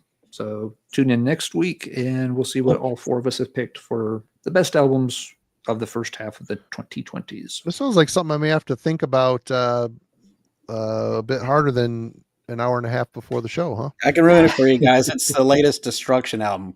I haven't even heard it. Don't care at this point. Yeah. It's the Kerry King solo album. Right? It comes down to it. But it's Halloween's Marty, number 2 right behind the it's so dark. Yep, it is. Yes, yes, the Destruction, but in its one, yeah, with the new guitarist lineup, we'll edge out Halloween, and then that'll seal the deal. Thank you, Psyche. Really appreciate it. I'm glad you had fun with the show tonight. All right. Put it in I'm putting the name of the album. Hey, Psychic back. Eric, thanks a bunch, man. How do I spell this last thing? Putting carefully. Niggurath. Yeah. Yes, good point, Simon. Very carefully. Yep. But no, that'll be a cool album club. I don't know a lot of that band stuff at all, so I might have to check that one out before. They're good. Again. Really good band. I've got a few songs here and there, or like an EP or something on a comp somewhere. I'll have to check. I will update the Discord link. Is it dead? I'll update the Discord someone link. said it was, yeah. It does tend to, expire. I don't. You put it there to never expire, and it still expires. I don't know why it does it. It's very finicky. I don't know what the deal is, but Yeah, I will fix it as soon as we log off here and we're chatting in the back. I will fix that. Yep. So we'll have a new Discord link up momentarily. But yeah, it's been a fun time. But with that, we must bid everyone adieu, and we will see everybody next week, except Jim, who we may never see again. But, He might be coming to Michigan next month. He's going to be saying "fuck all y'all" and just not even leaving Florida. He's going to stay down there. Cheers, everyone. You rule. Everybody in the chat, you rule. Guys, gals, awesome. Love you. Hang out. We're going to chat for a minute. Everybody, we'll see you next week. Take care. bye.